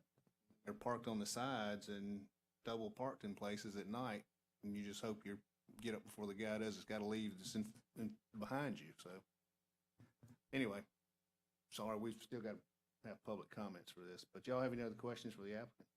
It looked like this was addressed at the previous meeting where it was recommended that if it was reduced to 91 rooms, and 91 parking places. Well, they could have 100 if not 90 gives them 99 parking spaces at 1.1. Well, the motion was amended. I'm reading this, the motion was amended to reduce the number of rooms to 91 and commensurate with the 1-to-1, you get 91 parking spaces. That was in the motion. No, sir, the approval was solely based on the ratio of parking, because when we were at the variance meeting, we did not have the site plan completed. We were still working on that, so we were working toward, what would it take for us to get to the number we needed as far as an investment for the developer? And so the ratio was what was approved, not the number of units. Can I read to you what the minutes of the meeting says? Well, hold on. Mr. Stricker, unfortunately, you're a board member. You can't, this is quasi judicial. You can't start entering testimony in the record. If Okay. you want to do that, you can't be a board member. You can't do both. So, I mean, at the end of the day, staff can present the issue. You can ask staff, they can also enter this into the record. You can ask for the record of the ZBA's final order, but not really appropriate for planning board members to offer their own evidence into the record. I'm sorry, I'm new at this. Yes, sir, I would recommend you listen to the meeting minutes, not necessarily what's written in the meeting, but what was discussed in that meeting. You'll see that the recommendation was solely based on the ratio of parking, not the number of units proposed. Okay. Any other questions for the applicant? Okay, seeing none, I'm sure we'll have some additional questions for you in a little while, so. Yes, sir, thank you. Public comments are open, so come on in. Shipman with Dunlap and Shipman, and I represent Randall Hill, who owns the property to the immediate southwest. And I have a couple of issues, and if I could share some things with you, I have a few handouts. So the first issue I'll talk about is the parking and our objection and why I believe, even with the variance, they don't meet the minimum parking requirements per the Land Development Code. In this handout, I didn't put the full thing, but this is a subsection, this is on, oh, yes.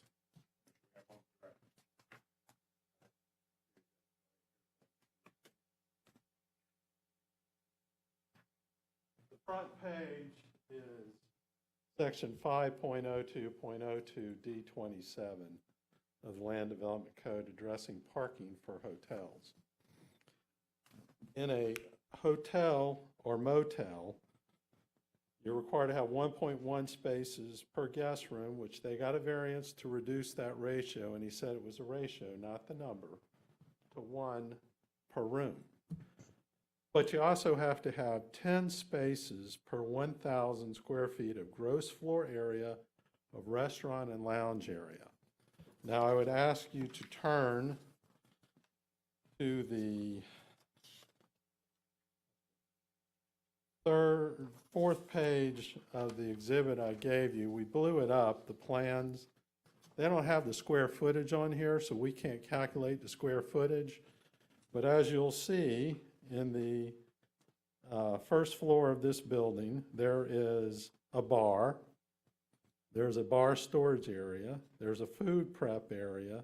There's a buffet. There is a community room and a thing they call a flex room, which is really a conference room. And there is no parking accountable for that. So at a minimum, their design that they are submitting to you with the variance is at least 10 parking spaces short. Because there's no question in the plans that they submitted, they have a bar, they have a buffet, they have a food prep area, and they have 2 conference rooms or event rooms. And they've not provided any parking for that at all. And as far as this, well, we'll stop renting when we have full cars. As someone who ends up in hotels a lot, I always book in advance, and I've never had a hotel actually say to me, oh, if you have a car, we're not going to rent you the room. If you don't have a car, we'll rent you the room. That's not going to happen. So that's issue number one. And I would point out, if they don't meet the minimum, and this is not a, you don't get to grant them a variance. They went and asked for a variance. They got a variance, but they didn't get enough of a variance. So if they don't meet the minimum, you guys can't pass this thing. The second issue that they have, and one of the concerns of my client, he has an easement for a long drive that goes down to a house he owns right behind this thing, which is where this overflow parking is going to end up, which he has real incentive not to have. The second concern we have is on the location of the trash dumpster. My client's property is on the southwest corner. When they did their original submittal, if I could do another handout, they put the trash dumpster in the southeast corner. That's May 21st. Where it was next to their swimming pool.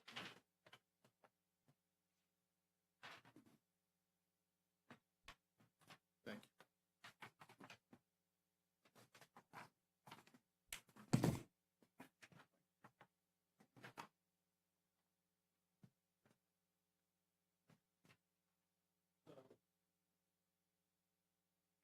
Client doesn't have an objection if they want their trash dumpster next to their swimming pool.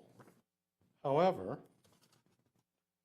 after they do the submittal and they get comments, they move it from their swimming pool to my client's swimming pool.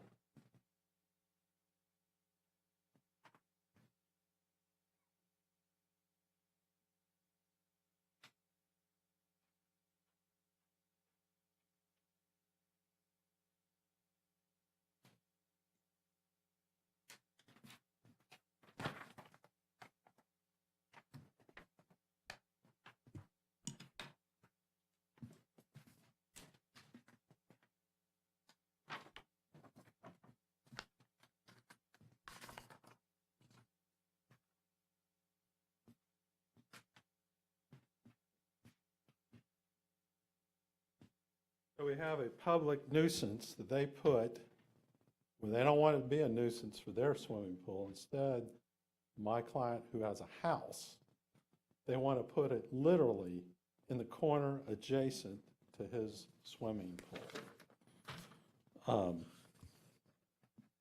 And I would note, do the last one, they moved it over by their swimming pool, away from my client's swimming pool, when at their original submittal, had it next to his swimming pool.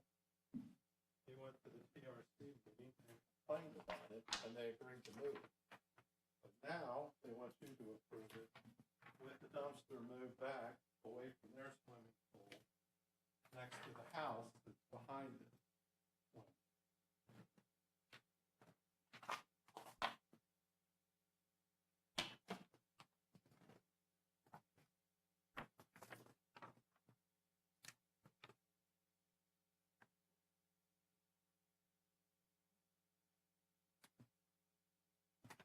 So we are objecting to this on the two grounds. It doesn't have adequate parking. It's going to be a problem. We all know it's going to be a problem.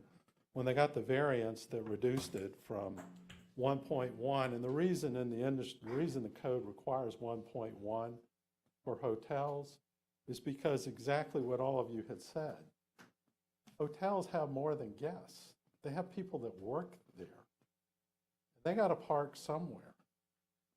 And you have people that come over in an area like this to see their friends who are staying in the hotel, and they're going to park somewhere.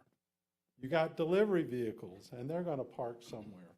Even if the restaurant and bar within this hotel doesn't have people eating there other than people staying in the hotel, you're still going to have other people coming in delivering, food and beverages, and most likely you're going to have people who know people that are staying at that hotel come have drinks with them in the bar.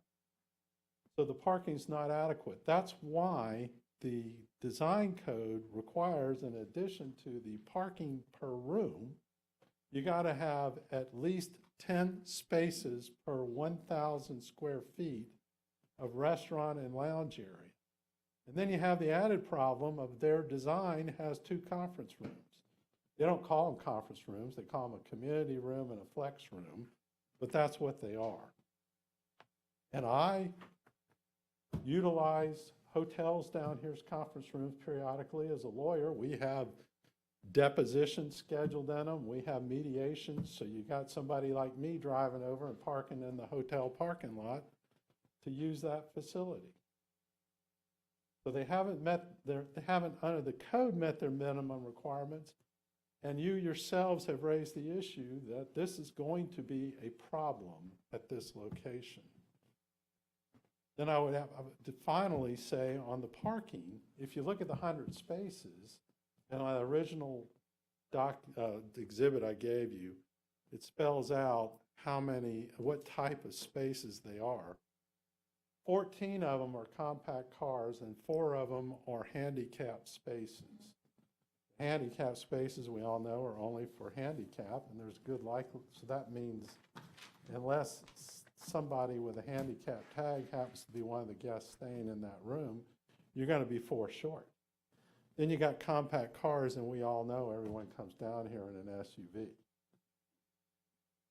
So you can't park there either, and you got 14 of them are compact cars. So we would ask that you deny this application or continue it to allow them to come back and address these issues. And we'd also ask that you deny it in that their garbage dumpster is their problem, not the next door neighbors. So if the only places to put the garbage dumpster are next to either their swimming pool or the next door neighbor's swimming pool, they need to be putting it next to their swimming pool. I have a question for you. Where's the dumpster for the existing hotel? I don't know, but it's not next to our swimming pool. Just curious. I just didn't know since it had been there, I guess it might have been acceptable where it was, but since we don't know where it is, it doesn't matter. Yeah, the only thing I can tell you in talking to the client today is it isn't next to their swimming pool. Yeah. But this one's going to be. All right, thank you. Y'all got any questions? Yes, hold on, first off, before the board asks questions, Mr. Shipman, were you asking the chairman to move those 4 documents put in as exhibits? Yes. Yeah. Mr. Chairman, the next step. Yes, sir. Any objections from staff or the applicant? Exhibit has 1 through 4. Public 1 through 4. Yes, sir. Thank you. All right, we got any other public comments? I don't see any. We will close public comments. Yes, sir, you can respond.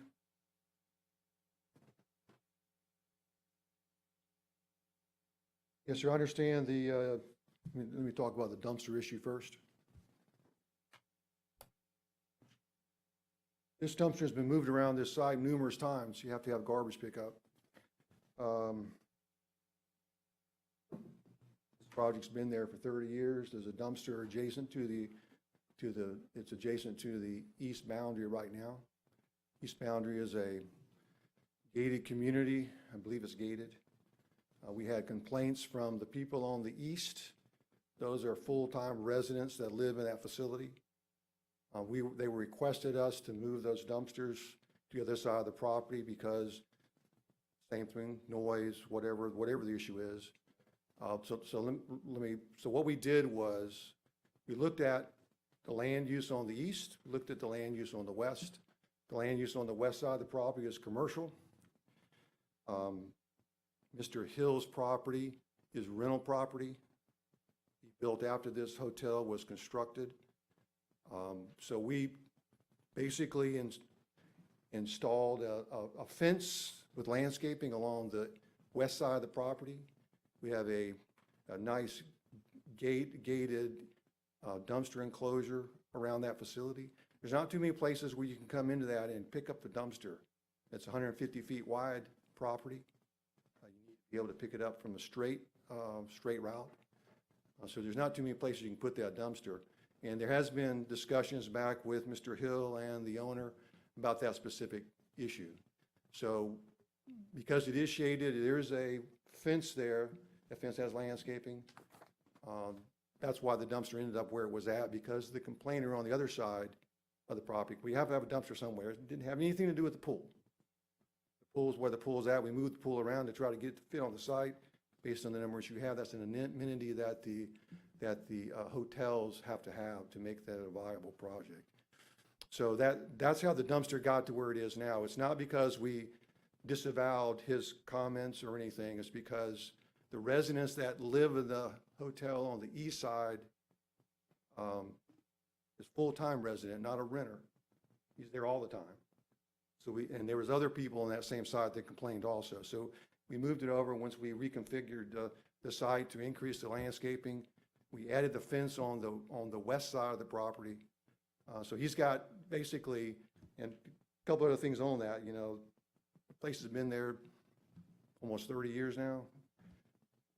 As far as we know, there's been no complaints about noise or smell or pickup activity from the dumpsters. It happens a couple of times a week during the off season, maybe once a week. Well, I would question why the people would want it moved then if they didn't know it was there. Because the site configuration has changed. Because now there was 2 buildings and now we're only building 1 building. And so in order to make it so you can fit that 1 building and get around the access, you can't really get it over there and still have a direct path in there to pick it up. So that was the reason why we moved it over. So I thought the neighbors complained on the other side too, and they wanted it moved. Well, the neighbors did complain also, but we moved it over because of the complaints and also to make the site more viable. But it is inside a fence. There's no fence requirement. There's no wall requirement on the west side of the property. So not only have we put the dumpster in an enclosure with a gate, we also have a fence and landscaping on that west boundary.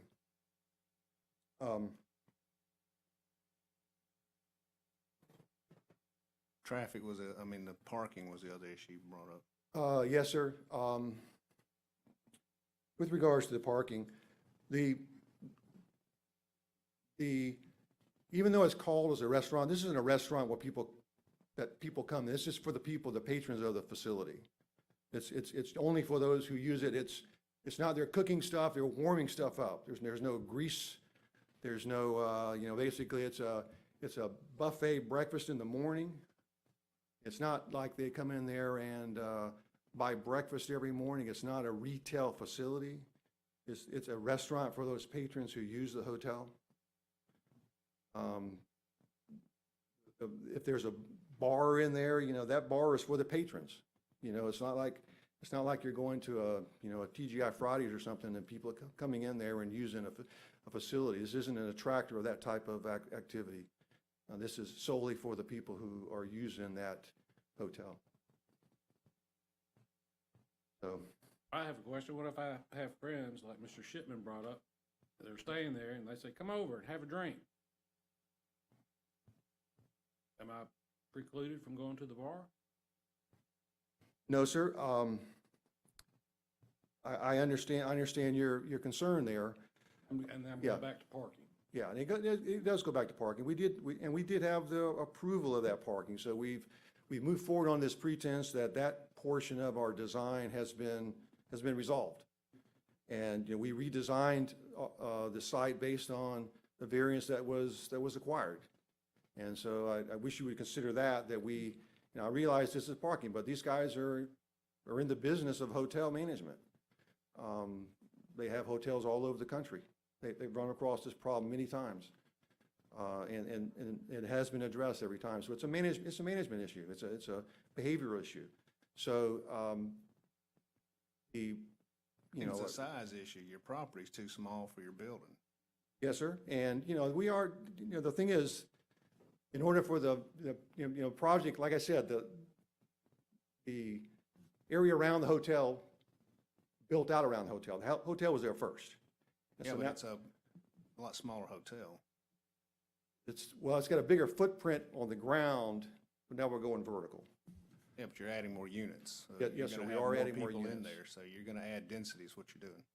I have a question for the applicant and possibly staff. If this was previously a condo site, and it appears the rooms have individual parcel ID numbers, would the new building be able to be condoed out? I don't believe that's the intent. I believe that the intent is not to sell the property, but Well, I mean, that would be something that, intents change, but I just, it's a unique looking. Property will operate as a hotel, condominium is a form of ownership. I see, okay. Not a use. Understood. Yeah, gotcha. that was one of the questions in the application is, are you asking to, is the owner intending to keep the property? I believe that was one of those questions in that application. So, one of the things we also did, we did ask for a couple directors' determinations on some things. So we were able to go back and modify the plan so that we could avoid those directors' determinations. Those were solely for the landscaping around the property to try to enhance that. We reduced the parking spaces, we pulled the walls back, we added more landscaping. The building footprint changed. They build those buildings in pods. So the number of units that we have now is based on the number of pods that go vertically. And so, you can't just cut a pod out and still make the project so it's viable to build. So this is a redevelopment of a hotel, and we're trying to find a way to not only, maximize our benefit as far as how many rooms they can rent, but also return on investment. There's a certain number there, and the investment was 104 units, from what I understand.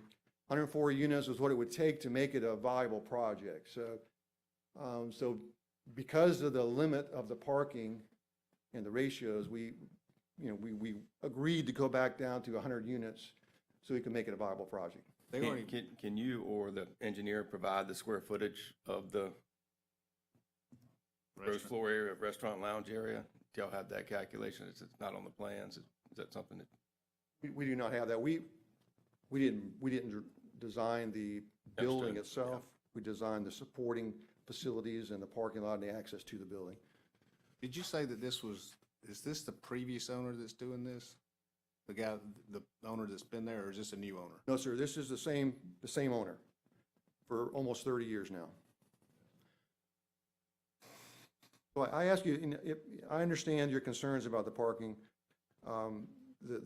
The property will not be profitable if it can't sell rooms. So, there's no other place around there for the people to park. I mean, there's no other public parking. I wouldn't expect they'd be parking across the street for a hotel. So, they're in the business of hotel management. I'm sure that they will manage this according to the rules. We did talk about this in depth at the variance board, and we have presented this plan based on what was approved. We moved forward. We designed the project in accordance with the variance that was required. With regards to the bar and the restaurant that's in there, I'm not sure that the code is being interpreted correctly. Now, that may be something the director here may bring up. If it would have been something that was required, then we would have accounted for that in our original calculations, and they would have reviewed that, and they would have brought that up as you don't have enough parking. So that's, basically it's, one space per room, and that includes the maintenance facility, the people that are there now. We were just over there earlier today. There was 3 people there that were working. So at that time, and there wasn't hardly anybody in the parking lot. So, it's not being used in its full potential right now, and this is the busy time of the year. So that occupancy rate that we see is probably be pretty close to what we would expect. The parking is a practical issue. Mr. Shippen raised a good question in regards to the technical compliance side of it, and that's what our board is tasked to review. And I would like to know that square footage, or if Mac or staff can assist with whether or not on the compliance side of it, 'cause that's my primary concern. I can speak directly to that. We analyzed this hotel as a hotel that had incidental food service and bar service, not a standalone restaurant or a standalone lounge, which would have triggered the additional parking requirements. This is, if you look at the plan, this is basically that food service breakfast is free with your room. You walk by and you get it, and you eat it in the lobby on your way to the desk to check out. This is not a sit-down restaurant, as has been presented to us. So we did not consider the need for the additional parking. And if you look at the minutes of the ZBA meeting, which Mr. Tricker has looked at, I argued against reducing the parking. Yeah, I'm not worried about the restaurant. That board appointed by, excuse me, that board appointed by the BCC through their procedures granted a variance. Yeah. Mr. Carpenter, will you address the handicap parking and whether that is one space per 25 that adds one, or whether it is inclusive within those 25 based on the staff's historical practice? The handicap parking is not extra. It's included in the count. So it's If 100 you have total. 25 spaces, you've got to have at least one handicap space. If you have 26 spaces, you've got to have two. How many of those 100 spaces are bicycle spaces in this property? How many of those particular spaces? I'd have to look at the plan. So to be clear, it is 82 regular spaces, 4 ADA spaces, 14 compact spaces, 10 bicycle. I think that would be correct. The bicycle spaces are not counted in that, in the Board of Adjustments variance.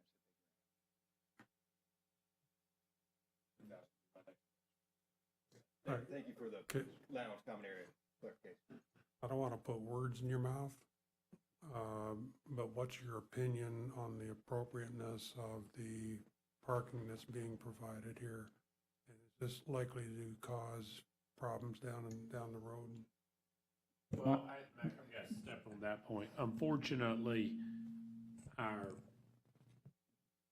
we have a variance that's been granted. And reconsideration of that variance is outside of this board's purview. Now, the appropriateness of the overall issues you're facing, you've got to weigh the competent substantial evidence. Unfortunately, Mr. Carpenter, as our staff representative, is really not in a position where he can opine on the appropriateness or propriety of that reduction in space after a board has already granted that variance. He's offered his testimony there. He's on record opposing it. So that in and of itself would be as much as we can go to on that. Doesn't mean you cannot look at parking as part of the overall consideration. Certainly we've heard from the public, and Mr. Shipman has laid out a couple of concerns that would be something for you to consider even in light of the variance having been granted. And you have to choose what weight to give that for the applicant and for Mr. Shipman. You weigh those two things out. But in terms of we don't like the variance number, unfortunately, that's not before this board. And one point of clarification, the conference rooms or that flex room, there is no requirement to assign a parking requirement to that space. One additional point, the employee spaces are considered to be included in that count that's in the Land Development Code, and that's based on Institute of Transportation Engineer data that's based on a large number of studies around the country. But that's a 1.1 number, right? Yes, sir. Okay.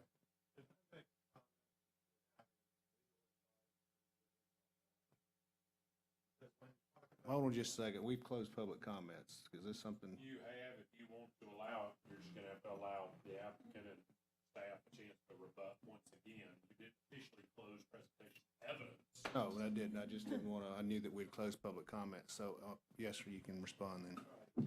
The actual language, and I gave it to somebody's notes. The actual language, I'll read it to you. 1.1 spaces, which their line was, we got a variance on the ratio, not the number. 1.1 spaces per guest room, so they got a variance down the one on that.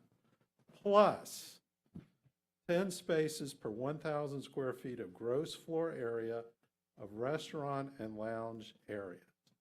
Now, the schematic that I gave you, they can talk all they want about how, well, nobody outside the hotel is going to drink in this bar or eat in that restaurant.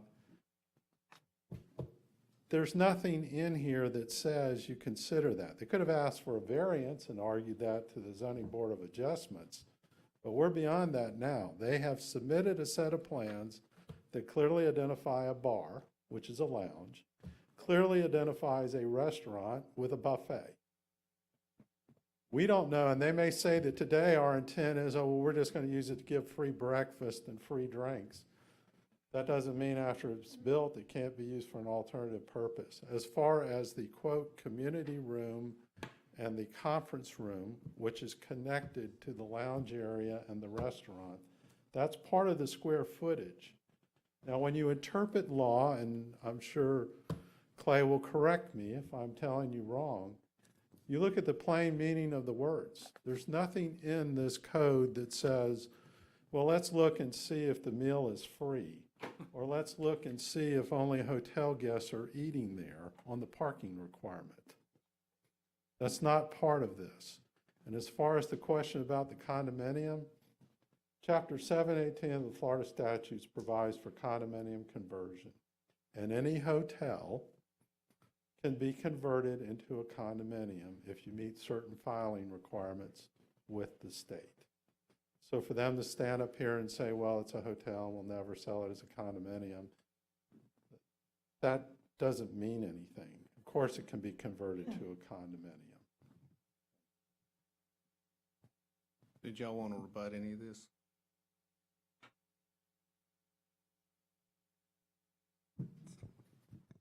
Let me address the condominium thing one time. The question was asked in the application, does the owner intend to sell the property or sell the development after it's built? And that question is no. That is not his intent. Okay, I can't speak for what happens in the future. So the issue with the condominium, things change over time, but the owner is in the hotel business nationwide. And so I just wanted to address that, we haven't said they haven't said they're not going to sell it. What I said was their intent is to operate this as a hotel as long as they can. They've owned it for 30 years. There's no intent to do anything else. And I'm getting emails back from the owner right now. So he said relative to the actual hotel itself, that they do make arrangements for workers that come to facilities to carpool. They also have a way for them to get dropped off, so they're not necessarily driving to the facility. So they're concerned about the parking. It continues to come up. We did have a variance, and I thought that issue was resolved, and so it's kind of unfair to go back and look at that issue again after we've spent the time and effort over a year dealing with the planning staff trying to get to a point where we can get to this level today. And so we understood, we went through the TRC, we went through the DRB, we're here for you today. Everybody had approved what was presented. We tried to accommodate everybody that we could. We did our homework. We did our work. We notified all the public. We did have comments from people. And, I ask that you consider those conditions that we have been working on this since July of last year. And we tried to work through staff. I believe that's why staff's here. That's why staff recommended that this could be approved tonight, is because we had met those requirements. They didn't necessarily make a recommendation, but we met the code. We got a variance for a reason. We met the code, and we went through all these boards and got approval. So I wish you consider that tonight before you make a decision. One thing I wanted to kind of end with is, if you get to the point where you just can't approve this, I would prefer that you would give me the opportunity to ask for a continuance. I don't want to ask for that yet, but because if you deny it tonight, we have to start back over another year of changes, and it may be that this facility just can't afford to to redevelop, and you'll stay with the same motel type operation you have now. So trying to find a way to, you know, compromise. We thought we compromised on several issues on this hotel over the year, you know, so the figure July, that's over a year that we've been working through the planning staff, through the different boards and trying to get this thing done. We've designed this thing at least 4 different times. So it's a, you know, it's a financial commitment from the owner, he's paying us. And we're relying on the staff to give us direction. So we were under the impression that staff gave us the direction we needed and it was meeting the requirements. And so that's why we're here tonight. So for us to go back and redesign and rechange and everything, you know, it's a major undertaking for us to do that. So that's my comment to you. I appreciate your consideration for that. Yes, sir. Did you present at the zoning board of justice the variance issue? Yes, sir, I did. Was there any discussion about the lounge or dining area at that zoning board of justice? You know, I don't know that that was specifically discussed. There was a plan that kind of showed the floor plan. It was solely talking about the number of units. So you would agree that issue was not part of the variance request or adjudicated at the zoning board of justice? Let me say that I don't remember a specific discussion about it. Is that all you got? The question is, we talked about, I believe you referenced brand standard, or you're referencing the brand standard for the Marriott brands for these hotels? Yes, sir. Marriott or whoever else happens to be the hotel vendor. I think there's still some discussion about the flagship that'll come in there. But that is what we were talking about, yes. Being represented as Town Place Suites. Yes, that's correct. So do you have any information you can provide the board regarding Marriott as the parent brand of Town Place Suites policy on restaurant and lounge areas in the hotel? Are they required, and what are those policies? I do not. Is that all you got? That's all I've got. All right. Thank you, sir. Thank you. Well, was going to ask a question related to this, the restaurant and the parking issue anyway. If it's, in the past, my understanding had been that on this planning commission, if they met all of the land use codes and zoning, that we, as a commission, could not turn it down. Now, here, they've been granted variances. Is that standard still apply? So the standards you're faced with tonight is to determine if competent substantial evidence supports that the application complies with all the elements. Do you have that? The variance has been granted, and therefore that element of the code, the 1.1 goes what? Have what they presented to you now complied with, and with due respect to Mr. Shipman, what is part of this exhibit, I think it's actually number 29 now, current code back, is that right? 27 here, I think it says 2019, I'm looking, the version I have in front of me says 29. But that is current. Okay, the language is current for hotels and motels. So in your mind, when you read this, you should cognitively read it as not 1.1 space per guest room. You should read it as 1.0 space per guest room plus 10 spaces per 1,000 square feet of restaurant. Your staff is advised they do not consider this restaurant or lounge area warranting. Ultimately, you've heard argument that it should be applied that way, argument that it should. That's what each side presents the case to adjudicate that issue. Do you believe what's been presented complies with that? All you're doing, all the variance is done is change the number from 1.1 to 1.0. I'll note there's a second variance. The second variance applied to the space between the island spaces. That's not discussed tonight. But so you can't, what I would say is this, you should not deny based on not liking 1.0 versus 1.1. That would not be, in my opinion, legal basis. We've already had a forward grant, that's fair. However, if you believe there's a concern, either you heard staff's position that they say the handicap accessible, the ADA accessible spaces are 1 per 25, that becomes inclusive. I think Mr. Shipp's argument was they weren't, they should be considered exclusive. 104, and you heard the argument about the 1,000 square feet of restaurant lounging. And it is your task to make sure that the applicant has presented sufficient evidence to comply with that. He has presented competent substantial evidence that he has met all compliance to. You feel that has occurred, you weigh the evidence, you feel he has not, you have that issue as well. If you feel you need more evidence, then certainly you could ask this matter to be tabled and brought back if you feel you need additional information. I do have a question then that you've raised by discussing this for MAC or the planning department, in that if Well, Mr. you Shipman, haven't formally closed evidence.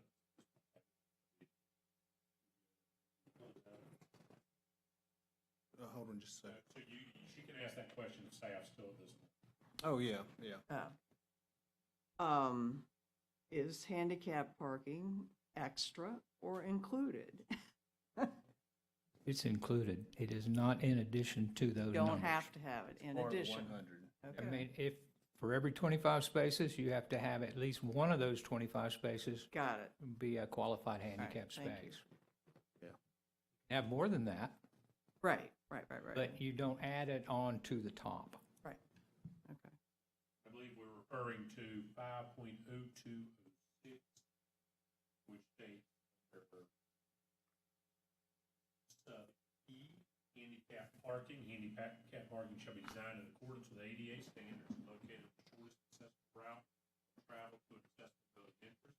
The required number of spaces shall be provided as follows. 3 of those, the one that would apply here, I think everybody's agreement. Number 1 handicap parking space for each 25 required parking spaces up to 100 spaces. If you go above 100, the next tier kicks in. Once you go above 330. So that's what you're looking at. 25 require 1 space for each 25 required. So there's supposed to be 4. There's supposed to be 4 handicap spaces provided. And they have 4, from what they're saying. Yes. I think the question comes down to the, what do we consider the space in the lounge area? Right. Which we don't know the square footage because we consider it 1 space per guest room or in 10 spaces per 1,000 feet of gross square area of restaurant lounge. And we don't know, I don't understand what Max said. Mr. Perry, could I answer that question for you? I got, the architect just sent us that number. It's 1,557 feet I'm sorry, 1,957 square feet for both the bar and the breakfast area.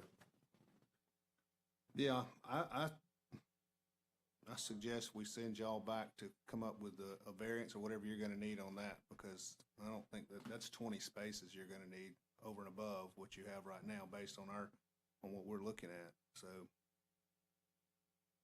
do you want to consider coming back? Well, we would if, and I didn't know that the parking was going to be an issue in this hearing because, I want to reemphasize again that the staff is here for a reason. They provide us with ratios and we've been over a year working on this. And, I don't want you to deny this. Understanding. Well, respectfully, the staff can only provide the information and present it to us. The board's the one who has to make this ultimate determination. If staff could do it, you wouldn't have to come before the board. Obviously, I do believe it will probably be beneficial in one like this for us to have had the ZBA's order as well to make sure we got some discussion back and forth on that. But if it was not considered at that level, that's a question. I think the other question is, would there be an issue? Does that increase the handicap spaces as well? Which I may be mistaken, but I think was ultimately what And could I add? brought up by the public. Excuse me, could I add something to that? I think in the ZBA meeting, I think we also ought to look at the video and bounce that against what's in the minutes, because it's not consistent with the order. Well, what I'm saying is the order entered is gonna be binding.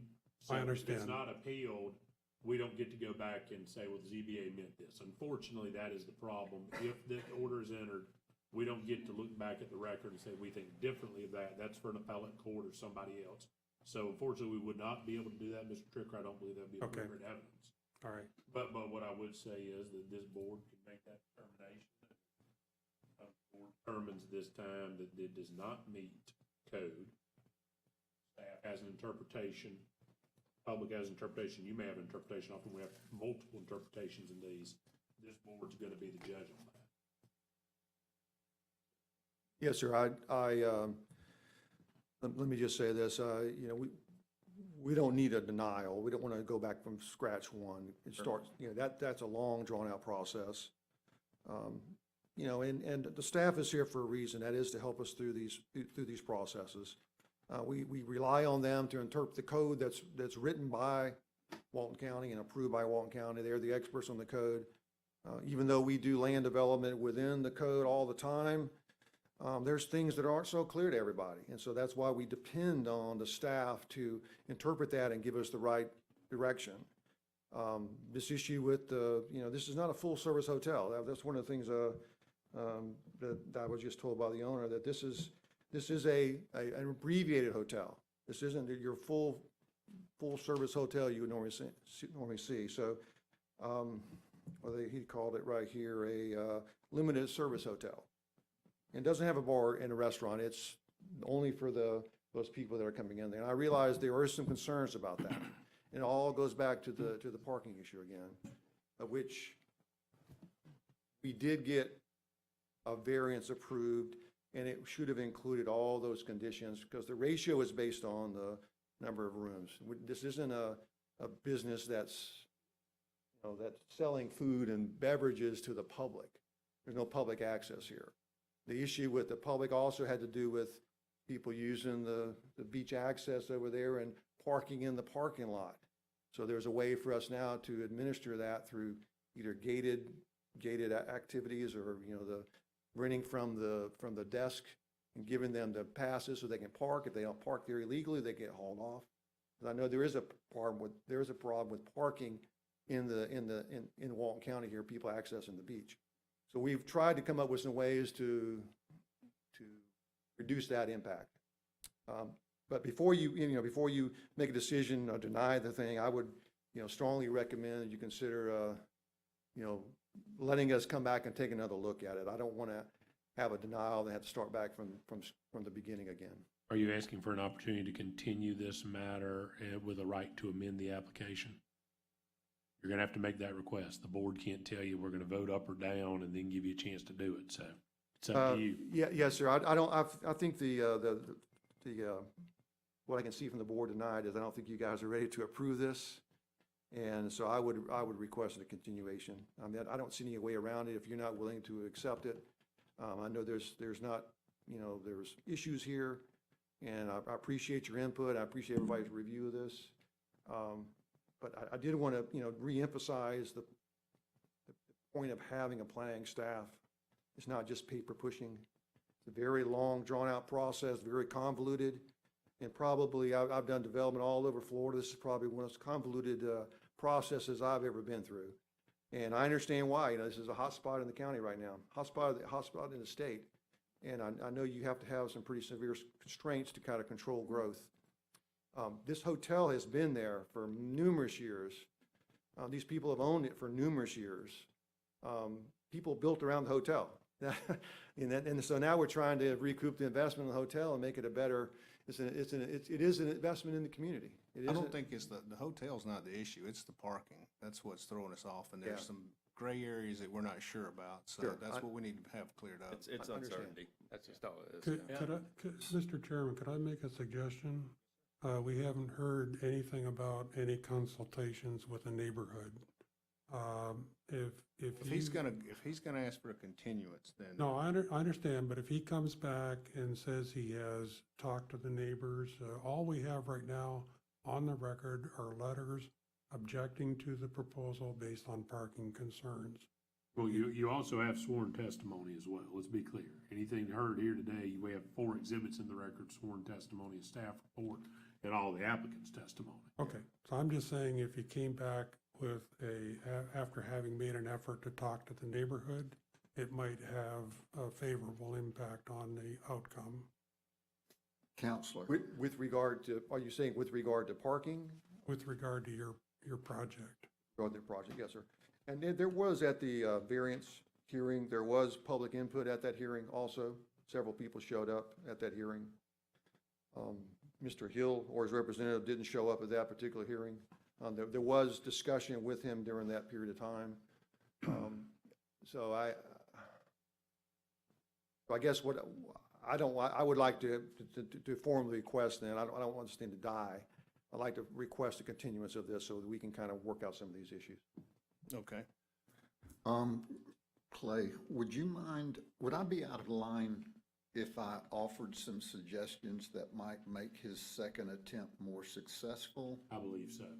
Okay, thank you. Yeah, you're the judge, you're not the attorney for the applicant or an advocate. Okay. And with respect to his representations about what we have staff for, staff has certain jobs under the code, you have different jobs under the code, and you're the ultimate board that approves it before it goes, in terms of making the recommendation up to the BCC, they're the final say. But that's what they're here for in a quasi-judicial proceedings, to present the evidence. Can a motion to continue to include a time and date to be determined in the future, or does it have to be a set time and date? I don't believe you're gonna have to do a hard set time and date, because he's looking at an amendment with it. I see.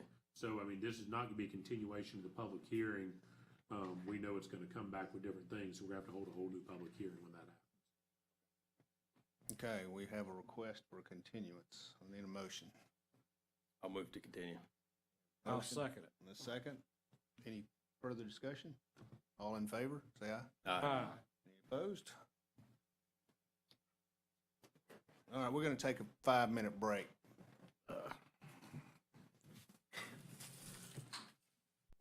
All right, Dan, we're getting started. Which side are you gonna sit on?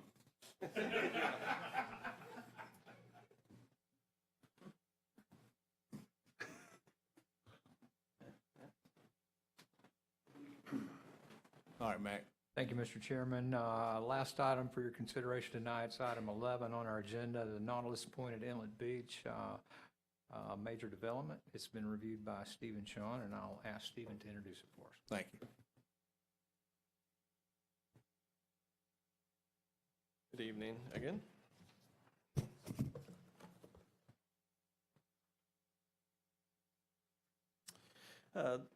Project number major 21-7 is being reviewed by me. This is a major development application submitted by SCR and Associates on behalf of VQ Development, requesting to develop a 32 lot subdivision with pool amenity and associated infrastructure on 4.11 plus or minus acres with a future land use of residential and a zoning district of neighborhood infill. The property is located in District 1, can be identified by the parcel ID in your staff report, which I would like entered into the record, please. Sure. Thank you very much. This is a unique site. It's a tight site with some interesting design that I will let the applicant address those details with you. I would draw your attention to the compatibility analysis as one of the exhibits. This development does satisfy the minimum code requirements and land development code. They are requesting nearly the maximum density allowed in neighborhood infill at 7.78 units an acre. They are not exceeding the 8-unit maximum. The parking proposed is 2+ units. They're proposing between 3 and 4 bedroom houses, and the minimum parking requirement is 2 with a maximum of 3 or more, depending on the number of units or bedrooms. If you have any questions related to the staff report, I'm happy to answer them. If you have any detailed questions, I'm sure the applicant would be happy as well. Okay, thank you. You're welcome. Y'all got any questions for staff? Okay, thanks.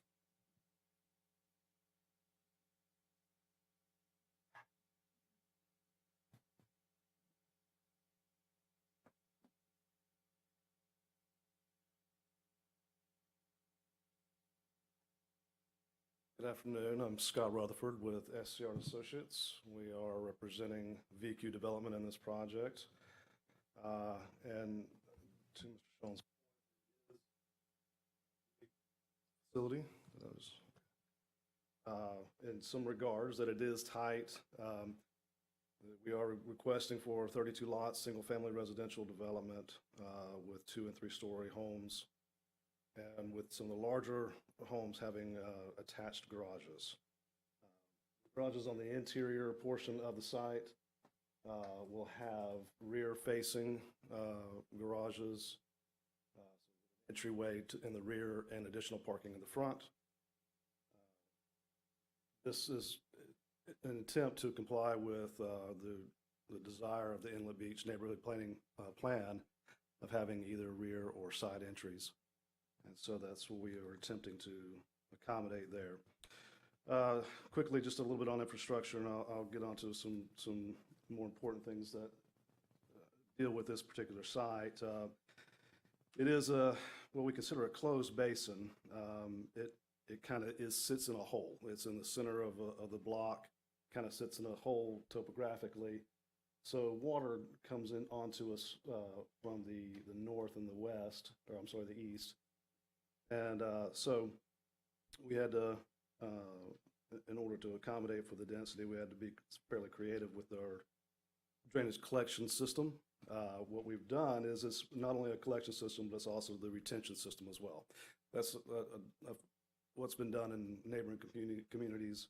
So it allows for what collects the water to also detain and treat it before it percolates out. Because there's no discharge off-site, that's got to remain that way. Collect everything, treat it on-site, and do not discharge. There is 2 existing residents there on this site. It is a fairly less dense area of Inlet Beach currently. That, of course, is changing, but what we'll have to remove those and then bring in some fill for the roadways and the lots. The roadways, as you can kind of see, it kind of forms a loop, but it also has 3 cross connections to the neighboring sites, which is a requirement from the T&D zoning that it has. We're proposing that these be T turnarounds for a couple of reasons. One, because those extensions only service the 2 houses on each side, but the right-of-ways extend as cross connections to the adjacent properties. So in future development, those turnarounds will become through access. So from utilities, all the utilities will be underground. And I just wanted to hit some of those highlights. Yet there is an amenity at the front with a mail kiosk and a private pool. More importantly, because this is a tight site, and because our compatibility analysis required quite a bit from the site, through the assistance of the staff, the TRC board, and through a town hall meeting that we had, notably that what the developers wanted to do, because the area isn't very densely populated right now, 300 feet, notifying within 300 feet didn't seem quite fair to the community to give ample notification, so they extended that to 500 feet to include more people. And they've done that on the subsequent notifications as well. So we did get quite a bit of very valuable feedback from Mr. Carpenter and the staff and the community itself. A few of those things we've come up with is, in order to make this compatible, there's a couple things we've done from a landscaping and screening standpoint. Perimeter of the site will have both 10-foot and 5-foot buffers, as you can see. Where there are 5-foot buffers, not only are we doing planting, we're also doing a fence that will be inboard of the trees. The native vegetation there is, there's some scrub and some live oak. Where are you Any- talking about? I'm trying to follow you on this. and Yes, sir. We're kind of lost. Where's this fence and the live oaks and stuff you're talking Have to about? look at that thing down there. You may not be able to see it.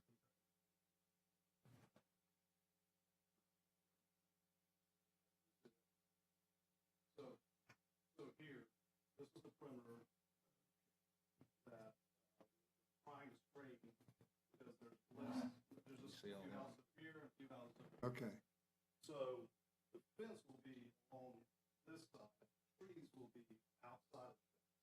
So they won't be, this property owners won't be jammed up against the fence. So, and this area, what we're going to do is grading of these lots, we were able to tie it back to existing grade where the fence will be. That way we can preserve the natural vegetation. Where the natural vegetation isn't enough to meet code, we're going to go in and add additional natural type vegetation. The landscape plan calls for 48.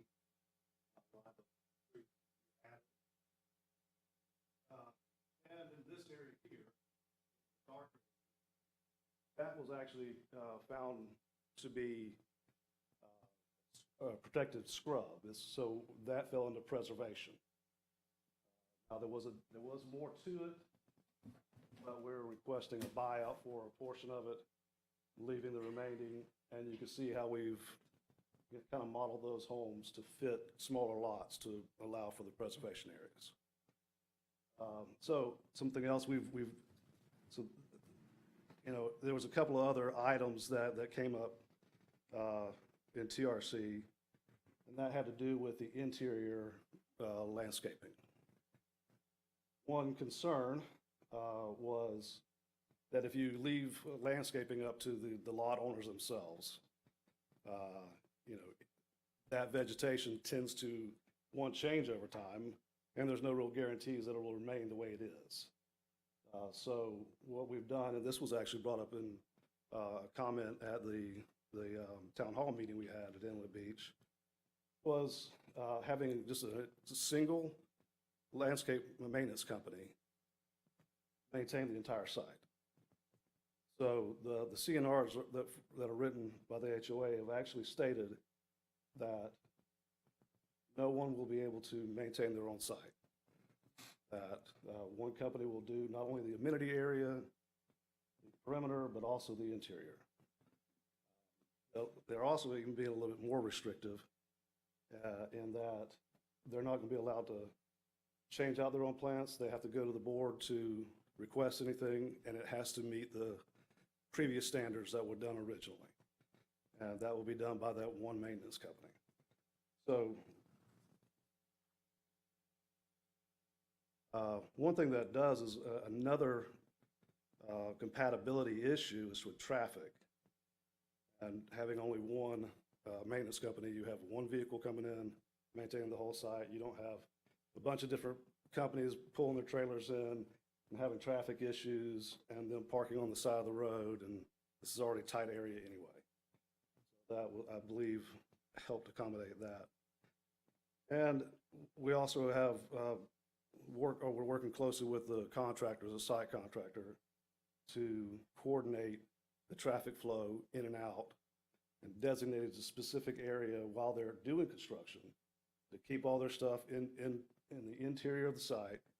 That way you don't have issues with big vehicles right next to houses. And so we've tried to address a few of those issues. And the preservation, that was the last point I wanted to bring up.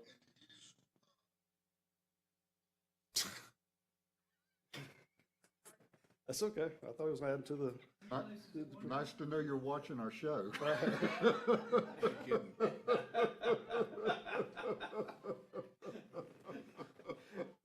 Paid advertisement. Thank you. That's right, yeah. Coastal Connection appreciates the advertisement. We wanted also in this area here, there will be a lift station. And we've tried to go through great lengths to, it doesn't show up in this rendering, but that's where it'll be located. So it'll be fully in screen with landscaping and fencing. also have additional parking in that area down there too, don't you? That's correct. Right here, this parking is for the amenity itself. As the code requires, based on the size of the deck of the pool area, it requires so many parking spaces per. Okay. And that, again, that would also be a place for people that, when they're coming in to check their mail, they can actually park there as opposed to stopping on the side of the road to do it. Gotcha. So seems like you've got adequate parking from what I'm seeing. Yes, sir, we do. That was something we worked with Stephen on to make sure we hit those marks. Okay. On the permitting side, we just got notice from Inlet Beach Utilities that it appears that we've addressed all their comments, so we should be getting the water and sewer passed on to DEP. Just got notifications today from Water Management District that we will receive our ERP permit. If it didn't come in today, it'll be in tomorrow. So we're getting those state permits worked out. And really, the only thing I wanted to mention was the bicycle. We've gone through pretty good lengths to have as much internal sidewalks as we can. We are requesting a buyout on one side of this road. The rest of the site has sidewalks throughout. And we've added bicycle parking up by the front. That's just to encourage as much non-motorized transportation as possible. So, with that being said, it's our belief that we've really addressed all their concerns, but we'll just take any questions you guys have. Any questions for the applicant?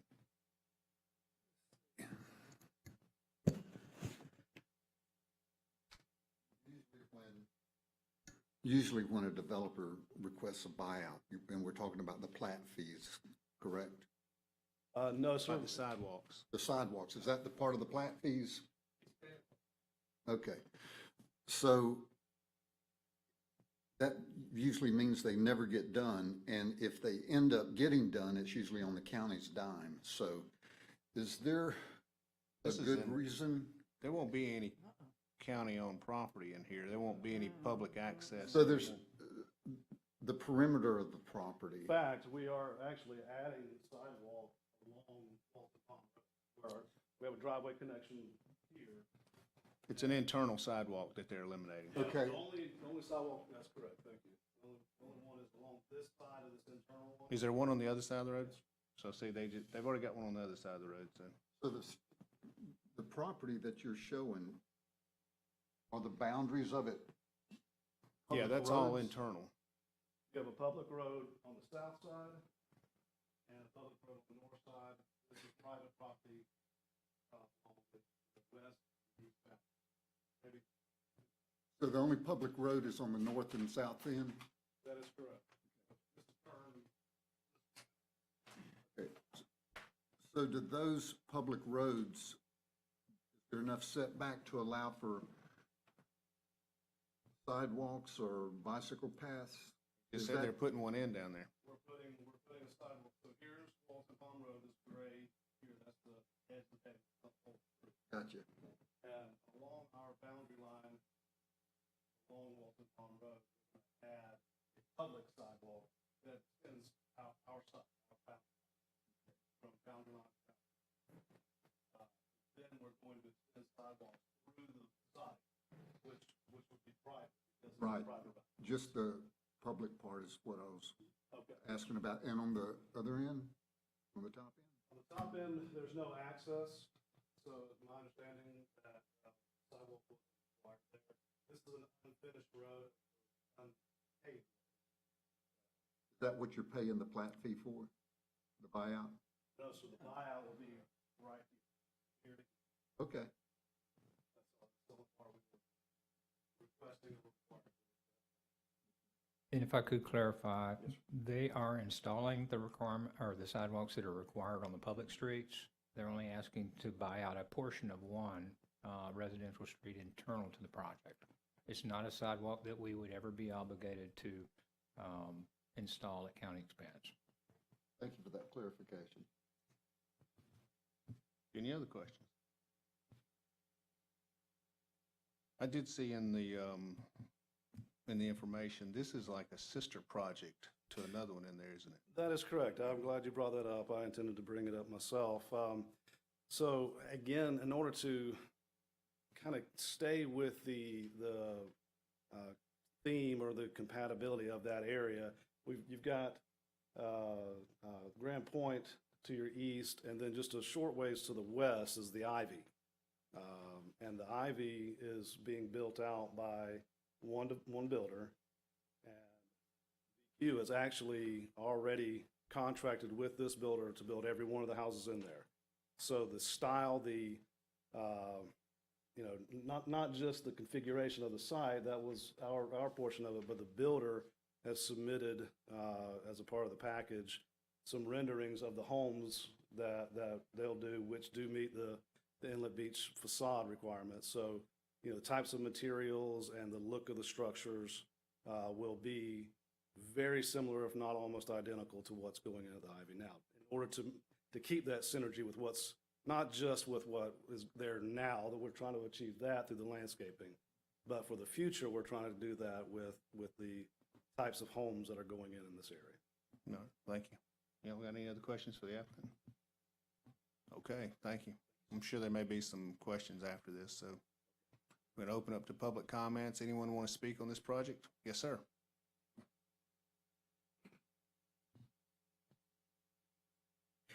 Hi there. My name is Rich Jaffe. I live in Inlet Beach. In fact, I live a few blocks away from where this is going in. And I have to tell you, I know my presence here is an exercise in futility, because you're undoubtedly going to move this on and approve it, because there's really nothing wrong with it. That's the problem. There's nothing wrong with it. There is something wrong with it. And I think, correct me if I'm wrong, Mac, in one of the earlier meetings, didn't you bring up an issue about the intensity of the density on this project? To that in the context of the preservation, we've resolved the preservation, and what is shown on the plan is the appropriate amount. He just said an appropriate amount, and you heard it numerous times. It's tight. My family's owned property on the south side of Inlet Beach for 50 years, and we are now surrounded by monster houses. There's nothing inappropriate about those monster houses, except the people who are building them are pushing the limits to the nth degree. Can't say there's anything illegal about what they're building. There's not. There's nothing wrong with what these guys want to put in Inlet Beach either, except for the fact that in a different way they are also pushing those limits. The 8 per acre is huge. If you look at what's left of Inlet Beach, specifically on the north side, we are getting inundated with developments that are pushing these limits to the nth degree. There's no room between these houses. They're doing a nice job in the houses, giving the amenities up front, what have you. But the reality is that just like the monster houses are pushing the limits on the south side, a development like this is pushing the limits on the north side. They're putting as much as they can in to the nth degree. Over the last few years, some developers, frequently with Melissa Ward in the lead, went to the Inlet Beach Neighborhood Association Board and said, talk to us about what you want to see in our development. And some of them, believe it or not, actually put in less units than they could have. This is not one of those examples. One of the other issues that I want to bring up, and you've hit on it in that last presentation, parking. Most of the houses in Inlet Beach are being bought and used as rentals. There is not enough parking. Monster houses are a great example of it. If they use the approved number of spaces per bedroom on these houses, and especially if they include garages, garages in rental houses do not get used for cars. They shouldn't even be included in that count because they get stashed with all the chairs and kayaks and amenities for the rental units. So they never get used for cars. So my question for this project would be, what happens to all those other cars? If you have 2 spaces and you think you're going to be having 2 spaces worth of people in the house, and it's people who show up with 4 cars instead. Where are those other cars going to go? They're going to park out on the streets around Inlet Beach. It's a real consideration. It's a growing consideration. Mr. Glidewell is trying to do something about it on the monster houses right now with parking. But I know again that in general, this development is doing a lot of the right things right, and we appreciate that. So I guess the only thing that I am asking of you is if there is some way to try and keep developers from cramming units into every possible square foot of our neighborhood. Please. There is, but it's not at this level. It's gonna be the commissioners you gotta get to change it. We follow the land development code and the comp plan, and that's what passes through here. I know. And this meets all that. Our hands are tied with that, so. Like I said, I'm jousting at windmills here, but I live there. I've watched it for all those 50 years on one way or another. And to simply let 32 units on a 4-acre plot go in without somebody saying something, and a few people did in the neighborhood meetings and that sort of thing, I would be remiss, because it's still not right. It's legal and it meets the rules and regs, but it's not right. We understand. Thank you. Thanks, sir. Yes, sir. Before you leave, I just want to let you know that I feel you. I understand it. I'm down there all the time. I'm bicycling all the time. I love Inlet Beach. Everything you're saying is dead on. But I have recently been schooled that if these developers check all the boxes. Oh, yeah, I understand. And you're right about Danny Glidewell. He is point man on trying to help. And he's getting some traction. And don't think for a second you're not being heard. You're being heard, and I feel you. But I don't know what this is called, land development code, the boxes that they have to check, the maximum density. I am totally against that. I'm on your side. But I'm putting the county in a precarious spot if I vote against it. Understood. I knew it when I walked up here. Yes, sir. Our biggest problem of all is none of the developers live in our neighborhoods. It's all about profit. I understand business. I'm good with that. But the neighborhood ends up paying those prices for it. The reason people want to be in Inlet Beach is going away every single day because it's getting pushed out because of density issues. Thank you. Can I ask Yeah, a Fred. question? Inlet Beach has a neighborhood plan. We do. Is there anything in the neighborhood plan that limits density? Because that's something I think you can put in a neighborhood plan. There were amendments over the years that set certain requirements.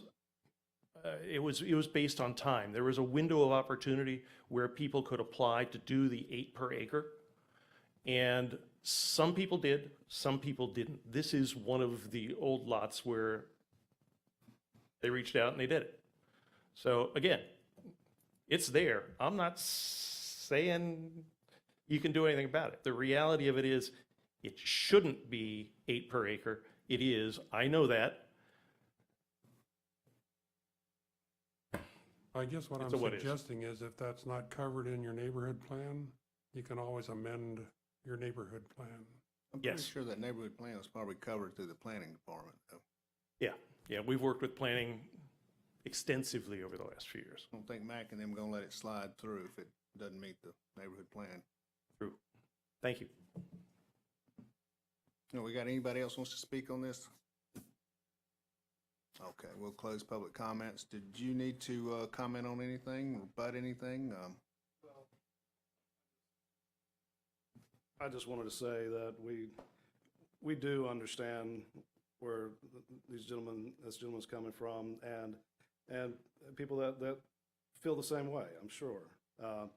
Land values in this area is such that it from a development standpoint, it makes it difficult to not try to push whatever limits placed on it. And the staff, Mac, pushed us to the limit on this one. Times getting through TRC, and I really believe that it was the community's input and Mac's input and the staff's that took this from a decent project to a very good one from our perspective, of course. About the comment of developers not living here. In fact, Quinn and her husband Mark with VQ Development actually bought this piece of property because she is from here, from Panama City actually, and vacationing here. They bought a house in the Ivy, took a walk and saw this piece of property and fell in love with Inlet Beach. So their goal is to do what they're doing so that they can move back to this area. So though that is normally the case, that developers are just coming in from out and popping up houses and they're selling them before they get built, this happens to be a slightly different case. They really do care about this community. Thank you, sir. All right, commissioners, got any questions, comments, motions?